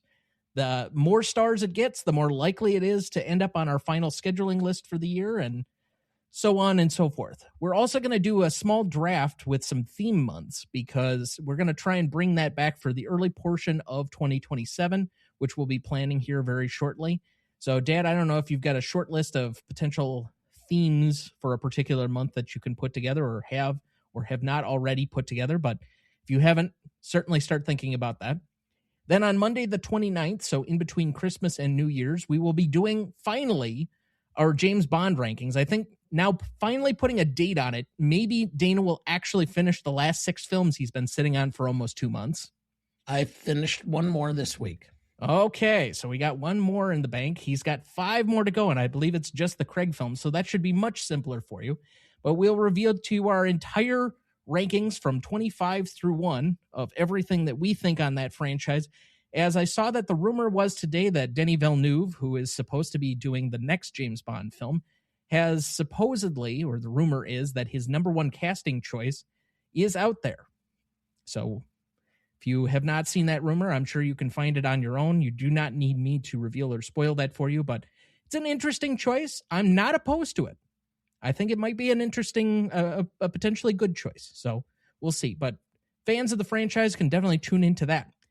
And then finally, on January 5th, so just after New Year's, we'll be bringing on my mother because she is requested to come on for another live episode. She kind of requested this last year, and I tried to put it off, but she has made a specific request to come on to talk about our holiday menu.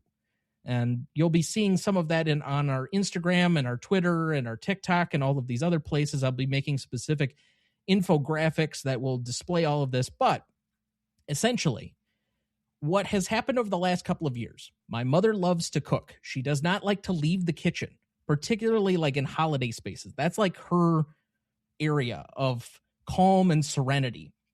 And so my dad's mutually is in front of a television. What is the best way to spend time with both of my parents? Well, I had gotten the TCM cookbook from years ago that paired specific meals or theme meals and cocktails to a specific movie. So we started doing that the first year where we made the meal. I would cook with my mother, and then we would go watch the film with my dad. And we've started doing ones that are not in the book. So this year we have several that are planned, and those will be coming up, but we'll be talking about those individually and what good pairings, what good cocktails we might have done, because we're going to be trying some new things. And I think some of the choices that I've made so far for what we're planning for this holiday for my family are some specific films that I either want to expose particular people in my family to, because I think they're going to like them, my dad, my mom, my sisters, whoever. But I think that'll be a fun episode to just kind of show you behind some of the creativity of the Duncans for once. Those will all be coming up again. That is December 22nd at 7 p.m. Central Standard Time on our YouTube channel, which is youtube.com/@GMOAT podcast. That's going to be December 29th, also at 7 p.m. Central Standard Time, and January 5th, again, at 7 p.m. Central Standard Time. You can catch all of those. Those will not be on the audio feed. You will have to catch those on YouTube. If you don't catch them live, you certainly can go back and watch them on the YouTube channel after the fact, but just letting you know those won't be on the regular feed. You'll have to specifically seek those out on YouTube. But, Dad, do we have anyone to remember this week? Yes.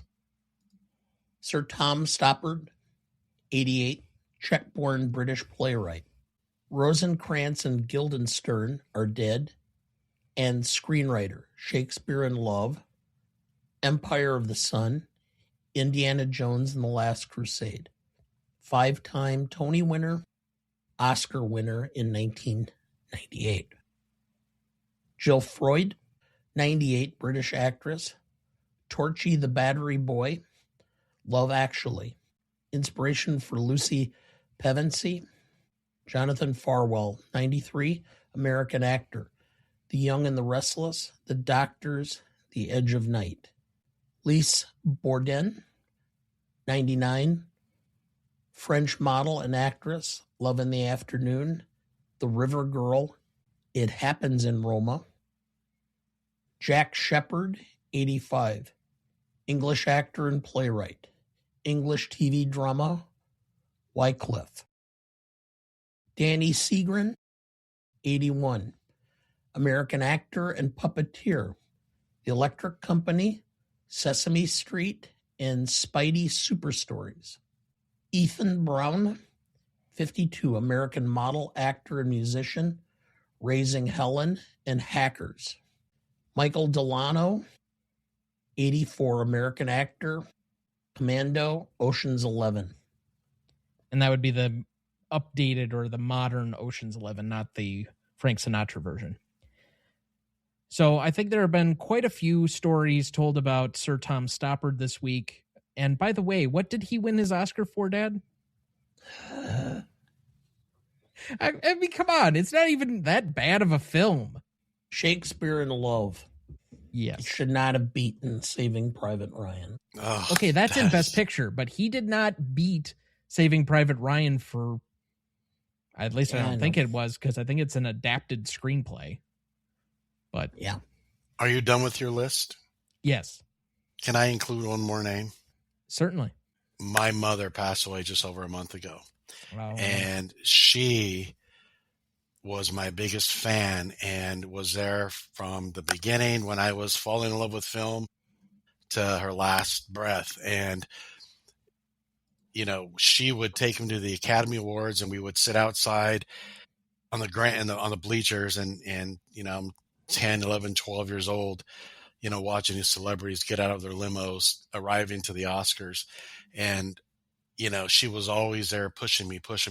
So shout out to my mom for being my biggest fan. So I just wanted to include her name in there. And we're very sorry about that, Ralph. I'm sure it's been a very difficult time for you. Right. I understand it was rather sudden. Yes, it was, which was more shocking. But she would want me to push on, and here I am. So, like I said, she was always pushing me and driving around Hollywood, as I had a little Super 8 camera from school, and we'd drive around, and I'd be filming movie stars' homes in the late 70s. So it's just so many great memories. But yeah, so I don't think I would be doing film if it wasn't for her. So.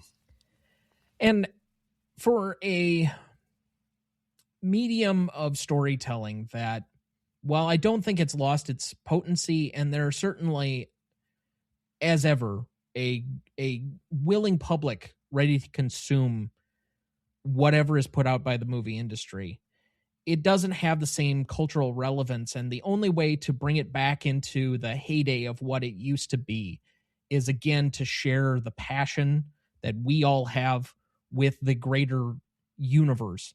And that comes from people that are closest to us. And you sharing your story there with what happened with your mother very much seems like my dad passing some of this on to me, his dad passing it on to him. And there's the generational aspect of bringing in people that you enjoy and sharing your passions with them, whether that be sports or film or whatever. But in this particular way, I'm glad that you were able to have that with her and able to carry on her legacy with what you're doing now and being on this program with us and everything else that's going. So we will. Yeah, thank you. You guys are good at what you do. You really are. I enjoy this, and I know everybody that watches your shows, love it as well. You guys have a really cool demeanor about yourselves, and you love movies. That shows. You have to love movies to do this. So, well, thank you. Of course, we appreciate that, and I will say we will commemorate these all here with a moment of silence in their honor.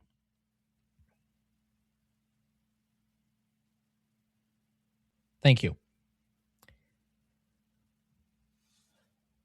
Now, making an eerily awkward transition to best funniest lines, where we'll desecrate the fact that in the same breath, we basically have commemorated all of these people who added on to it and then have to quote coked up Al Pacino, but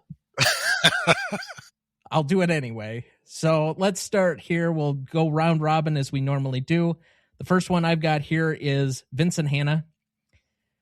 I'm angry. I'm very angry, Ralph. You can ball my wife if she wants you to. You can lounge around here on her sofa in her ex-husband's dead tech, postmodernistic bullshit house if you want to, but you do not get to watch my fucking television set. Love it. And I got to tell you, when I heard Al Pacino say my name on screen, I was like, yeah, he said Ralph. I love it. I love it. Whichever of you would like to go next. Go ahead, Ralph. Well, Tom Sizemore's line, right? You want to say it? You said it earlier. You did good. Well, for me, the action is the juice. Love it. That line right there was just so damn cool. And there's too many lines in this movie to just pick one, but that one for me was just awesome. Yeah. Edie, you travel a lot? Neil. Yeah. Edie, traveling makes you lonely? Neil. I'm alone. I'm not lonely. Roger Van Zant. What are you doing? Neil McCauley. What am I doing? I'm talking to an empty telephone. I don't understand. Because there's a dead man on the other end of this fucking line. Go ahead, Dana. I'm trying to think of all these lines. Vincent, you never wanted a regular life? Neil, what the fuck is that? Barbecues and ball games? De Niro. Told you I was never going back. Vincent Hanna. My life's a disaster zone. I got a stepdaughter so fucked up because her real father's this lodge type asshole. I got a wife we're passing each other on the downslope of a marriage, my third, because I spend all my time chasing guys like you around the block. That's my life. Neil, a guy once told me, don't let yourself get attached to anything you are not willing to walk out on in 30 seconds flat if you feel that heat around the corner. Now, if you're on me and you got to move when I move, how do you expect to keep a marriage? Neil, I don't even know what I'm doing anymore. I know life is short. Whatever time you get is luck. You want to walk? You walk right now or on your own. And on your own, you choose to come with me. And all I know is, there's no point in me going anywhere anymore if it's going to be alone without you. You guys are reading these, right? Yep. Okay. I'm just going off memory, so I'm kind of out. Oh, that's all right. You know what they're looking at? They're looking at us. Yep. We just got made. The LAPD just got made, fellas. Vincent Hanna, you know, we are sitting here, you and I, like a couple of regular fellas. You do what you do, and I do what I gotta do. And now that we've been face to face, if I'm there and I gotta put you away, I won't like that. But I tell you, if it's between you and some poor bastard whose wife you're gonna turn into a widow, brother, you are going down.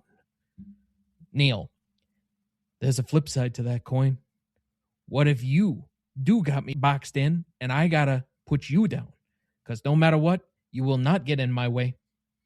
We've been face to face, yeah, but I will not hesitate. Not for a second. It's great writing.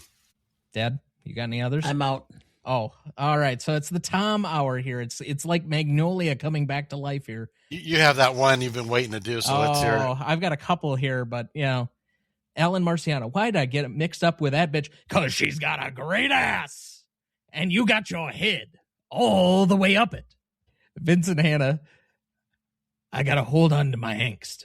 I preserve it because I need it. It keeps me sharp, on the edge, where I got to be. Chris Shahirless, for me, the sun rises and sets with her, man. And Vincent Hanna, my last one here. It's like you said, all I am is what I'm going after. Fantastic. All right. So, moving. You're pretty good at that. You know, you should do some acting or something. I did it in a younger life, but yeah, I don't know. Yeah, you're pretty good with the hand moves and all that stuff and the cadence of the lines. You're right on. Well, I know you appreciated my Tom Cruise going back to Magnolia. That's one that will live in infamy. Yeah, that's a fun moment. Anyway, let's move to the Stanley Rubric here. Legacy is up first. This is a measure of the legacy of the film approximately 5 years after it came out, so roughly the year 2000 to today. What is the legacy of the film as shared between the industry and the audience? Two equal yet separate groups, 5 and 5 points apiece between them for a total of 10. Dad, would you like to go first or second here? I'll go second. Again, going back to the early portion of this, I think this was a film that initially when it came out, I think the critics were higher on it, and we'll get that in the next category. But since then, this is a film almost entirely made by the passion of the fan base for it and keeping it alive as a potentially all-time classic. And so because of that, while I don't think that the industry doesn't have a reverence for it, as we said, Christopher Nolan is obviously the most notable name that has said it was influential on him for another seminal movie. Both of these movies have now made, well, The Dark Knight as well as Heat have both been named on the Cinema Legacy poll list. I would say that it's probably a 3.5 from the industry because, again, the appreciation for some of the larger lists and some of the other stuff that's gone with it is not quite as there. But I think from a fan base standpoint, I could be talked up to a 4.5, but currently I have this sitting at a 4, so I have a 7.5 out of 10. I'm going to go with a 5 on the fan base. I'm going to go with industry. I'm going to go like a 4.9 because I'm just going to round that to a 10. So prequel / sequel coming out, right? And there's some big names that want to be involved with this. I think, you know, I remember when this first opened, to be honest with you, everybody went to the theater to see it because they wanted to see Pacino and De Niro on screen. But I also remember it didn't make a lot. I think opening weekend, I was a little disappointed because I would always look at the trades, Variety, The Hollywood Reporter. What was number one this weekend? I don't think it was number one that weekend, if I'm not mistaken. I was kind of bummed about that. Yeah, I think you're right. I think it was number 2. So I just thought it would have been this huge, number one for like 4 weeks, and it wasn't. So, but I think the fan base is just huge, and there's a lot of anticipation for what's coming next. I have this wonderful book, and I won't get into what's in it because it's incredible, but there's a lot to cover in what's coming. So another 3 hours with Neil McCauley. Okay. I can deal with it. So we have a 7.5 and a 10 on the board, Dad. What say you? I have a 4 for the industry. I think that it helped, even though it was critically acclaimed. It made money, but not a ton of money. It was 58th, I think, for box office for the 27th for the worldwide box office that year. Okay. So I think it did help the careers of some of them by being in this film. We've already gone through some of them that were trying to build up their careers. So I'm at a 4 for that. For the public, this is where I don't know how to quite get it. Cinephiles, no problem. They all know it. They all love it, etc. The problem is the masses. Our infamous office poll. 3 people. Was it that 30? High? I kind of missed it because I had somebody trying to talk to me when the poll was going on, but it was 3. That's incredible. It doesn't seem real. And admittedly, I have kind of this hole in my cinema knowledge from about 1990 to about 1998 because I had small children and I never got to the theater. So I probably closer to like 2005, but okay. Well, that was about the time when it was a little earlier than that when we would be out for dinner and Sarah would call from the bathroom because Tom is trying to kill me. Yeah, okay. Yeah, okay. Move on. Anyway. But I knew there was this film out there that Pacino and De Niro had this scene in, but I couldn't tell you which movie it was, and I didn't know much about it. So I can't go. I listened to your arguments and such. I was at a 2.5. I'll go up to a 3. And so I'm at a 7 overall. So that would be a 8.17 between the 3 of us. Let's move to impact and significance. This is taking that initial 5 years that we just discounted from 1995 to 2000 roughly. What is the impact and significance among the same 2 groups, the audience and the industry, for a total of 5 and 5 points apiece between the 2 of them, for a total of 10. Since I went first last time, Dad, would you like to start here? Sure.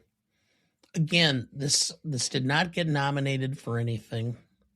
It was critically acclaimed and well-liked by critics. And for whatever reason, it never resonated. And I don't get exactly why, but it did influence a lot of foreign directors, and it did influence Christopher Nolan, and I think there were others that were influenced within that period of time. So I'm going to give it a 4 for the industry. For the public, I originally, because we're talking about the box office, what I did do is I started looking up domestic rentals because it was actually a VHS box set. You had to rent both or 2 VHS cassettes. Yeah, in order to get it.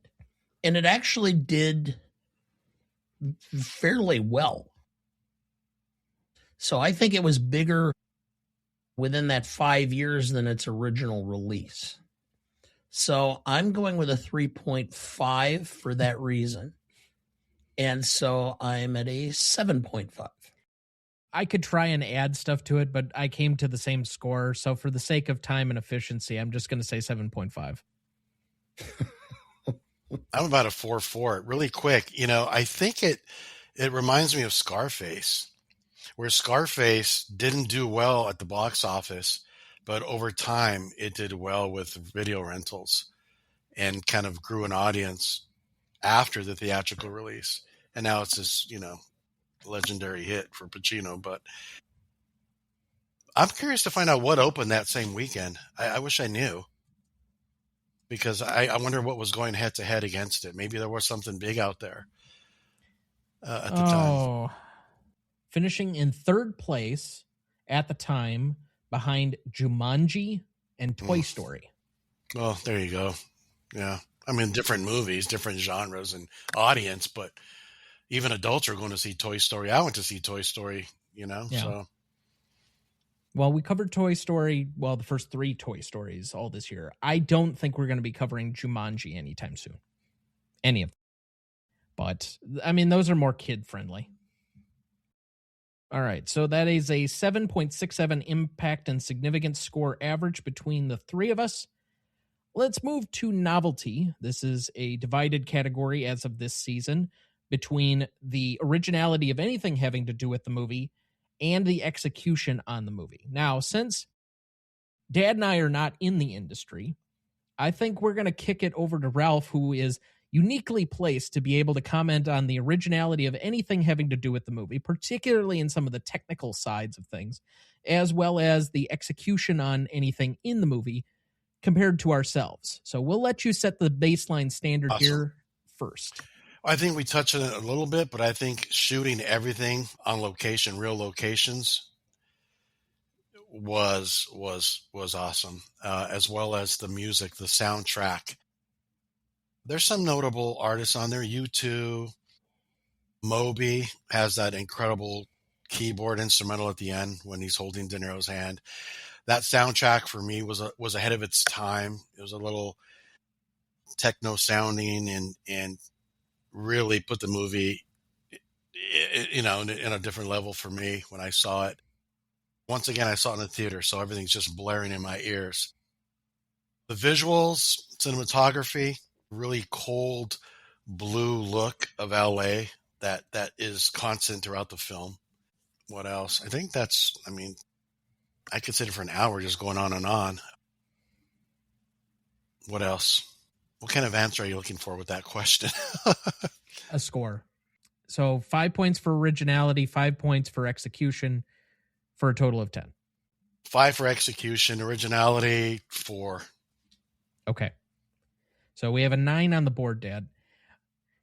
I will say in some of the technical aspects, and maybe I judge this, we've usually put the technical and some of the marvels with it in the same category as some of the subject material and such. I think you could give some credibility behind the subject material in that, again, we're humanizing the cops and robbers type story. This isn't your average heist film. It's not your average the good guy versus the bad guy, because it does somewhat play out like a Western.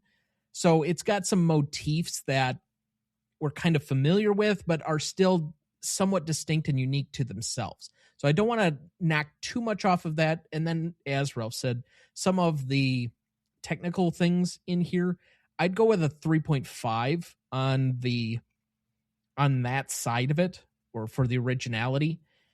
As far as an execution, this is maybe where I'm a little bit more stuck.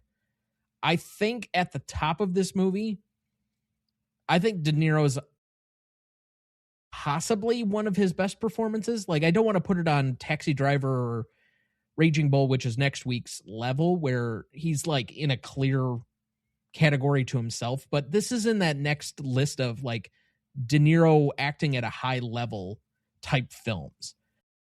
I'd probably put it in there with his kind of like Goodfellas era, and you could put in a few other things that might be in there. I think it's a little bit before, like, he totally changes tones with Meet the Parents and such, and he goes into more comedic roles and side and supporting roles. But this is like one of the last great times where he's a leading man, and I think that might carry it a little bit. There's a little bit with the Pacino where I might knock it a tad bit for some overacting, but otherwise, like, I guess my biggest issue with this is it might be a little too long. There are some parts of this that do drag a bit for me. And I know that's not the case for everybody. I think sitting in and viewing it in the theater would be different, where you don't have the distractions of your phone constantly. But there are just some scenes in here, watching it at home with your phone next to you, and you're like, oh, well, let me just pick up. Oh, I missed like 3 things going on in the sports game or whatever, you know? And so. And you broke it into 2 parts. You saw half of it, and you said you saw another. I mean, yeah. I mean, honestly, I break up a lot of my films that way and watch it almost episodic, like TV, that way, because I can only fit in a half an hour here and 20 minutes here and whatever else. I can't sit for 2 hours straight to watch a movie really much anymore. I just don't have that kind of time. So fine, but I'm going to go with a 4 on execution. I have a 7.5. Okay. I'll be succinct. Originality. It's not the most original concept, but what's original about it is the 2 facets I started to talk about when we opened the show, which is the development of the characters, the building of the underlay, the personal lives of, and how these characters are professionals in their jobs, but how they have a bigger influence on them than ultimately the relationships, but it does show and develop those relationships and the people around them. So I give it higher points for that. The second point, the scene with Ashley Judd telling Val Kilmer, just kind of casually just waving him off. I mean, she's so angry with him and so upset with him, and she has no problem in getting him to show up, basically playing him into a trap. But at the last minute, she can't do it.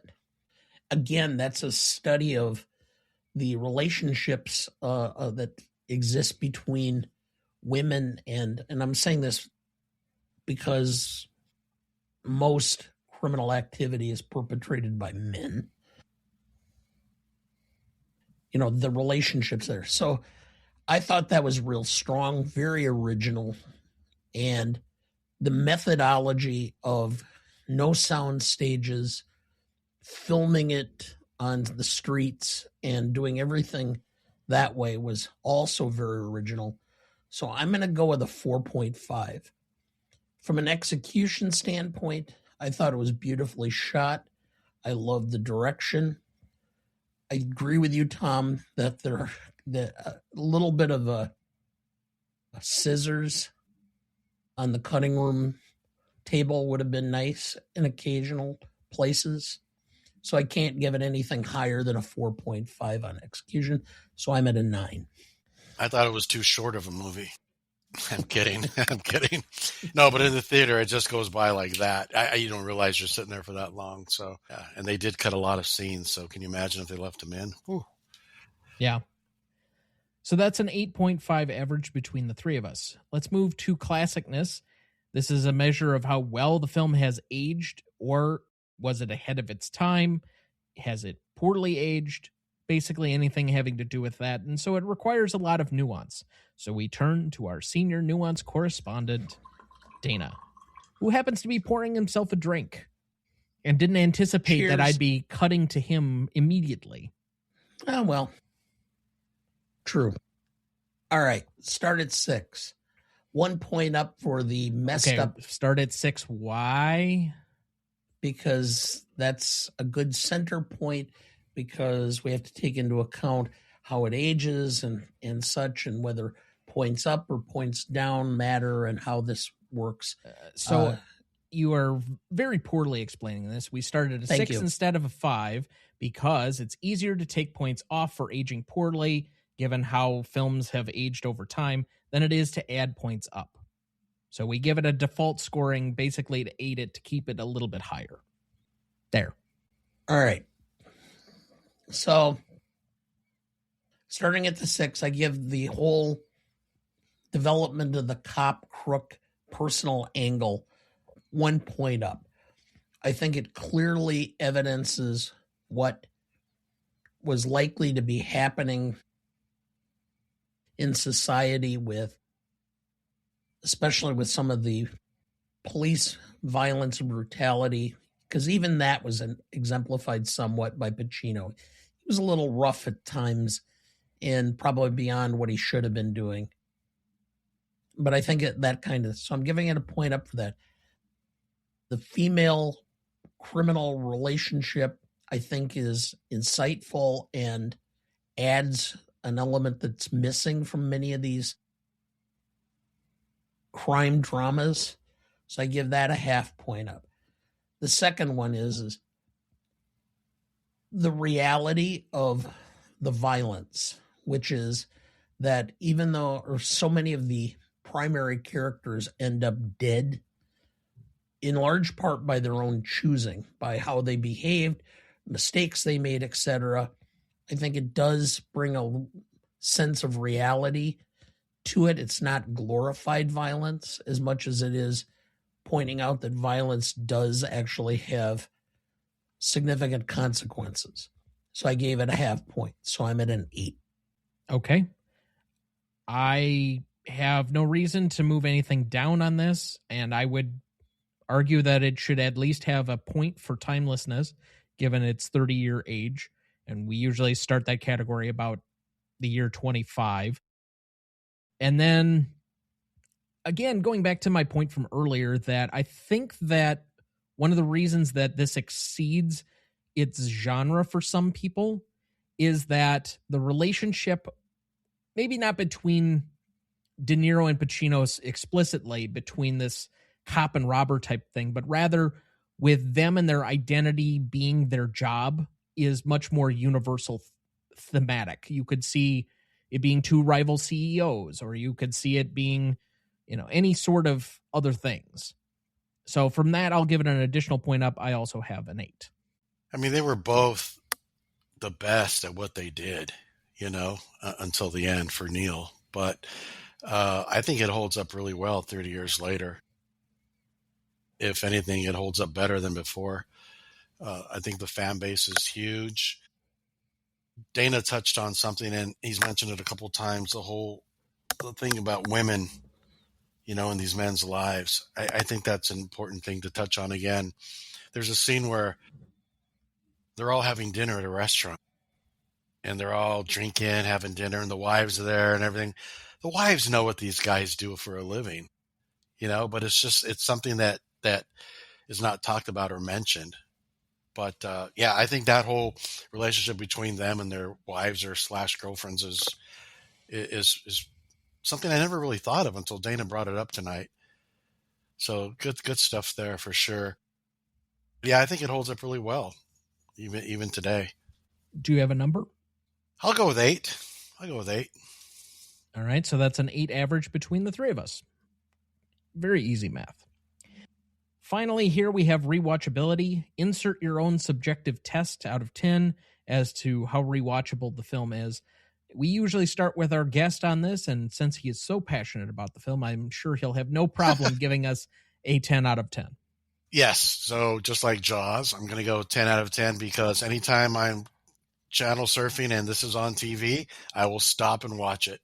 Depends what else is on, Dodger game or something. I might come back and forth, but I will watch it when it's on. That's how much I really enjoy the film. So I know you two probably think different, but I will watch it anytime it's on. So for me, yes, I will rewatch this film. I will encourage other people to watch the film. I will recommend the film. I'm just not certain how often I'll rewatch it, simply because I think the key part of this is to look at it or watch it more with some level of freshness. So it's going to be 3-4 years in between watches for me. So I'll go with a 5.5, which is about just under, the normal cycle, I would normally say, which is usually a 6. Let me add on to something he said really quick that Dana said. You'll recommend it.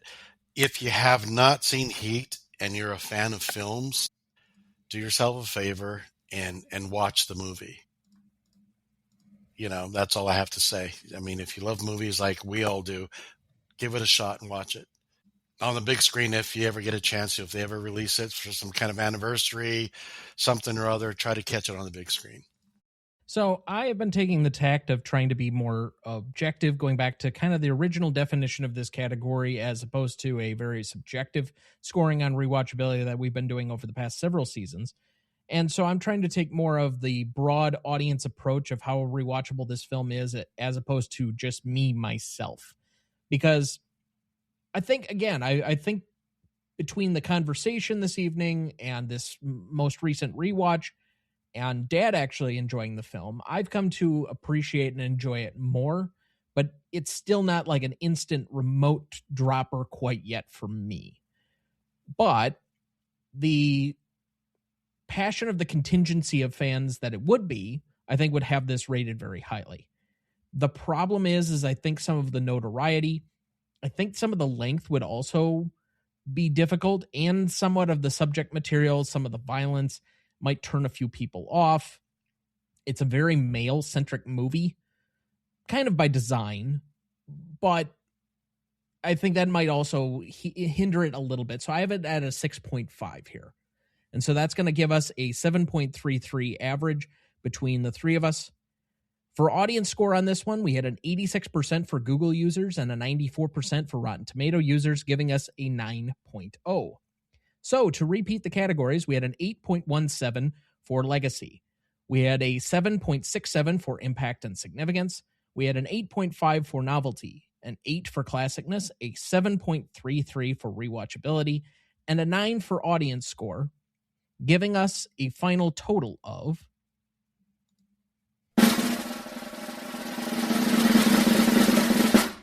48.67, and currently placing it on our list between Monty Python's The Life of Brian and Whiplash at number 93. Nice. I actually think Whiplash and Heat being somewhat near each other makes a lot of sense.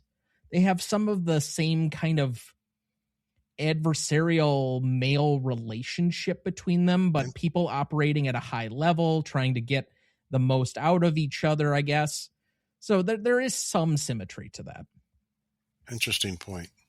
So as usual, if you have anything to say, commentary, good, bad, or otherwise, you can certainly reach out to us on any of our socials at GMOAT Podcast. You can find us at our email, greatestaltimemoviepodcast@gmail.com, or find us on our website, ronnieduncanstudios.com/GMOAT Podcast. Let's quickly turn to some remaining questions. I had already asked, why didn't Neil get in the car and take off? But we'll go to the second one here. Why did Lauren go to Vincent's hotel room, and how did she get in? This has been the weirdest question for me. When we get to the end of the movie, it comes out of like the middle of nowhere. Like, I get thematically, and obviously the stakes are raised when Natalie Portman's floating in the bathtub, but why would she go there? How did she know that that would be his room? And how did she get in to do such a dramatic act instead of doing it at home? There's probably some backstory to, that they didn't show, obviously, that's in the script of how she knew where he was staying. And, that's probably stuff that was on the cutting room floor. I think Natalie Portman's character, there wasn't a lot said about her, as to why she was sort of messed up. But yeah, I thought that too, rewatching it. How did she know? In fact, my wife asked me, how did she know he was staying there? Or how did she get his key? So he might have given it to her before. He picked her up at a bus stop earlier when he was with a partner of his. She was, I think, ditching school or something, and he picked her up and she got in the car. And I don't know. I don't know. Maybe she had the key somehow, some way. Well, she's only seen for like 3 scenes in the movie when she's getting basically that pickup where I think she was waiting for her dad and he doesn't show. There's the early scene where she's talking about barrettes with her mom and she's very frantic. And then obviously the stakes being raised with her cutting her wrists and almost dying at the end of the film. Do you know if there's a novelization of the film anywhere? No, I don't, but I'm sure I can find the script in a heartbeat and dive into that a little more. Yeah, I think there's got to be something there. Yeah, like I said, there has to be some backstory to that she felt to do it there at Vince's hotel room. It was symbolic some way, somehow. She obviously felt like it was necessary to do it there. Like she wanted to kill herself, but maybe she knew if she did it there would be some slight chance it wouldn't work, and she would be found, or vice versa. Maybe that's a place she could do it and not be found. I don't know. That is the relationship that Vincent has of any in the film that has the most benefit to him personally. His relationship with his wife is strained, and it's because she's got a messed up life and he is the protector. He is law and order.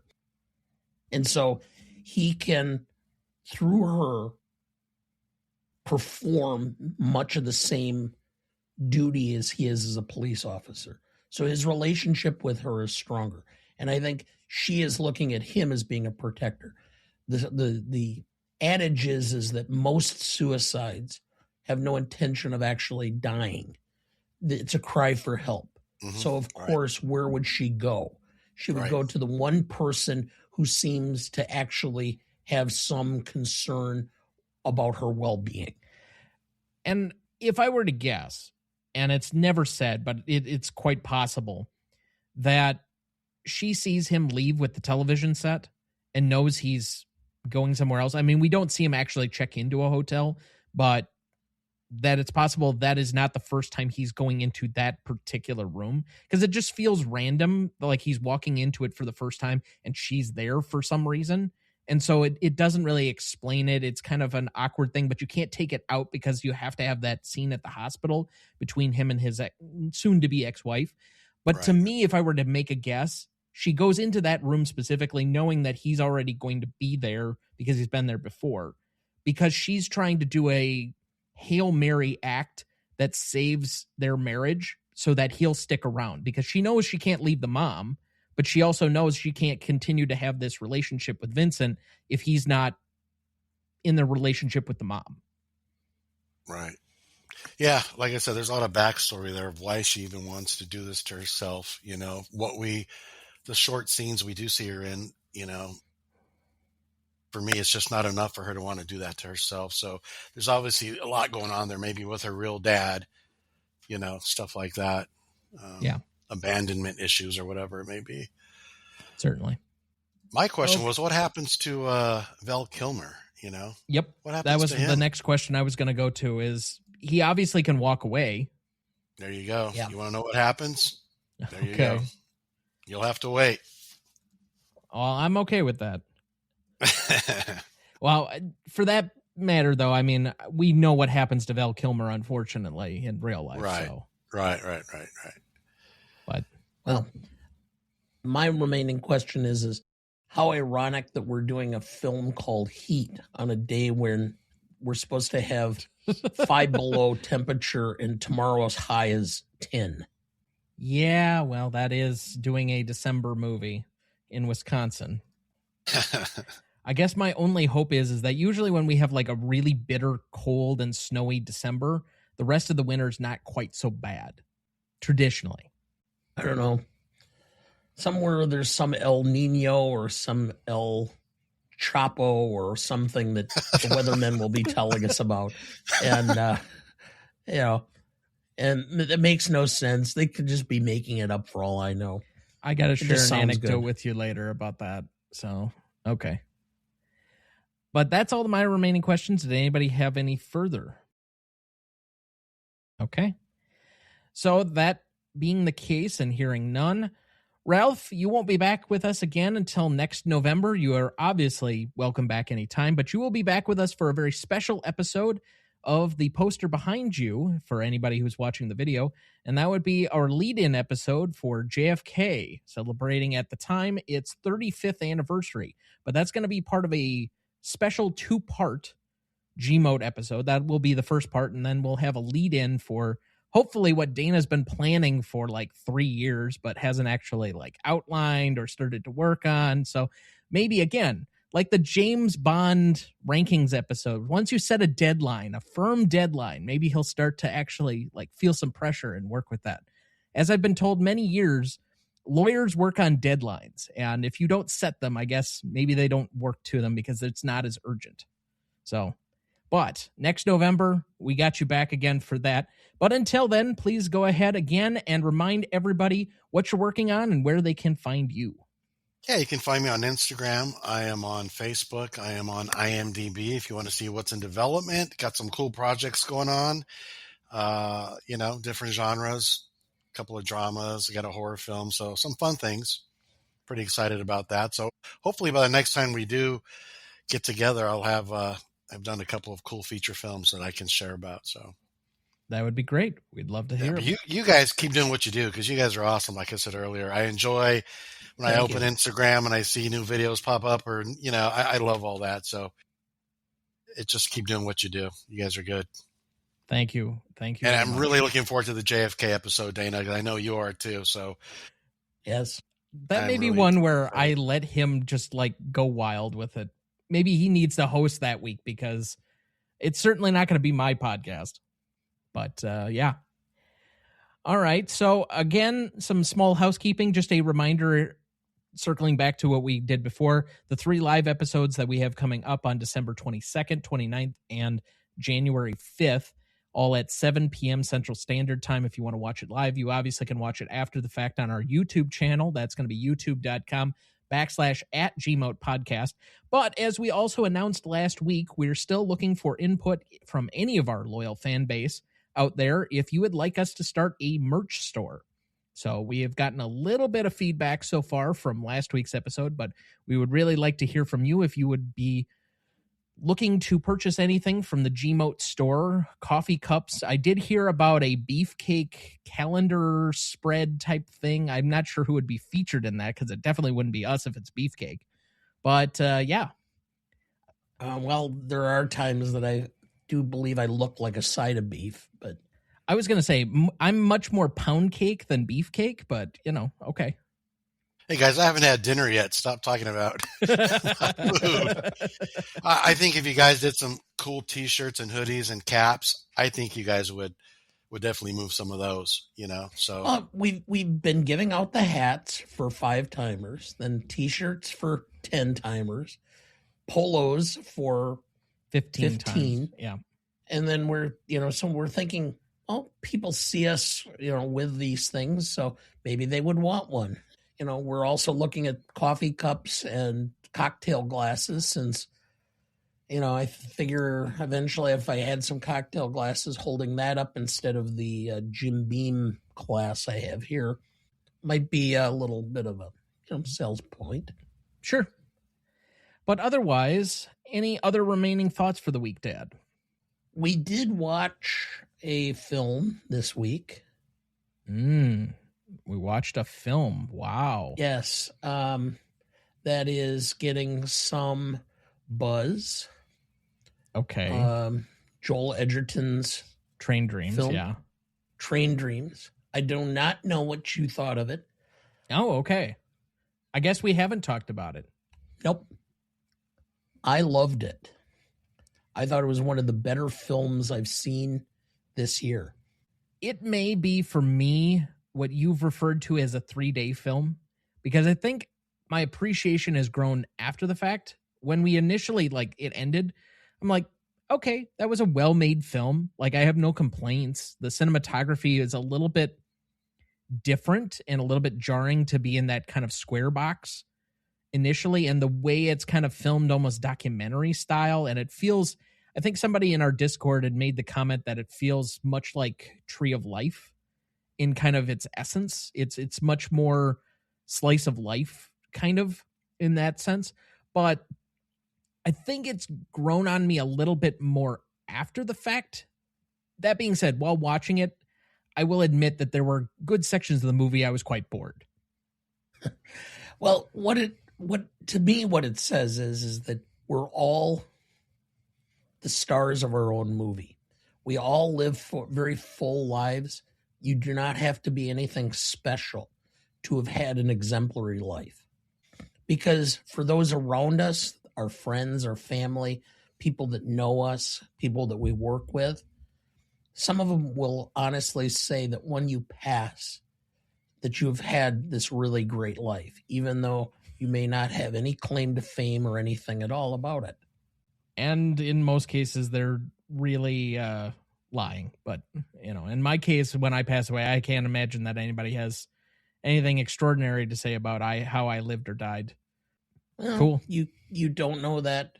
And yeah, that's true. My life is not completely over yet, but it reminded me of Stewart's realization in It's a Wonderful Life. Okay. Is that you are in essence, you're the experiences you've had and the impact you've had on others. Wow. I wonder to a degree if age and perspective have a different take on that for you than it does for me, where I'm still somewhat straddling.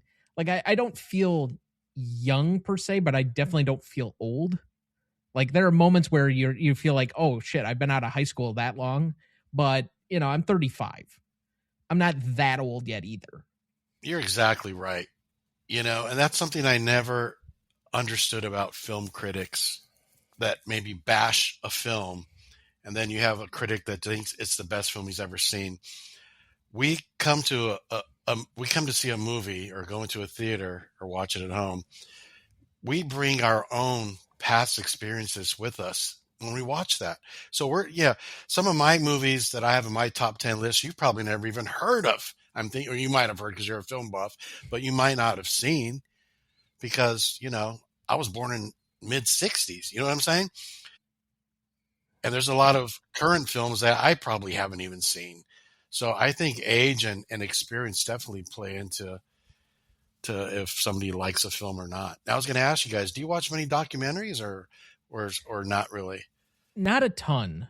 There are some that I will go out and do, but it's not something that I go out of my way to do. I think Dad would be more attuned to doing the documentaries than I would.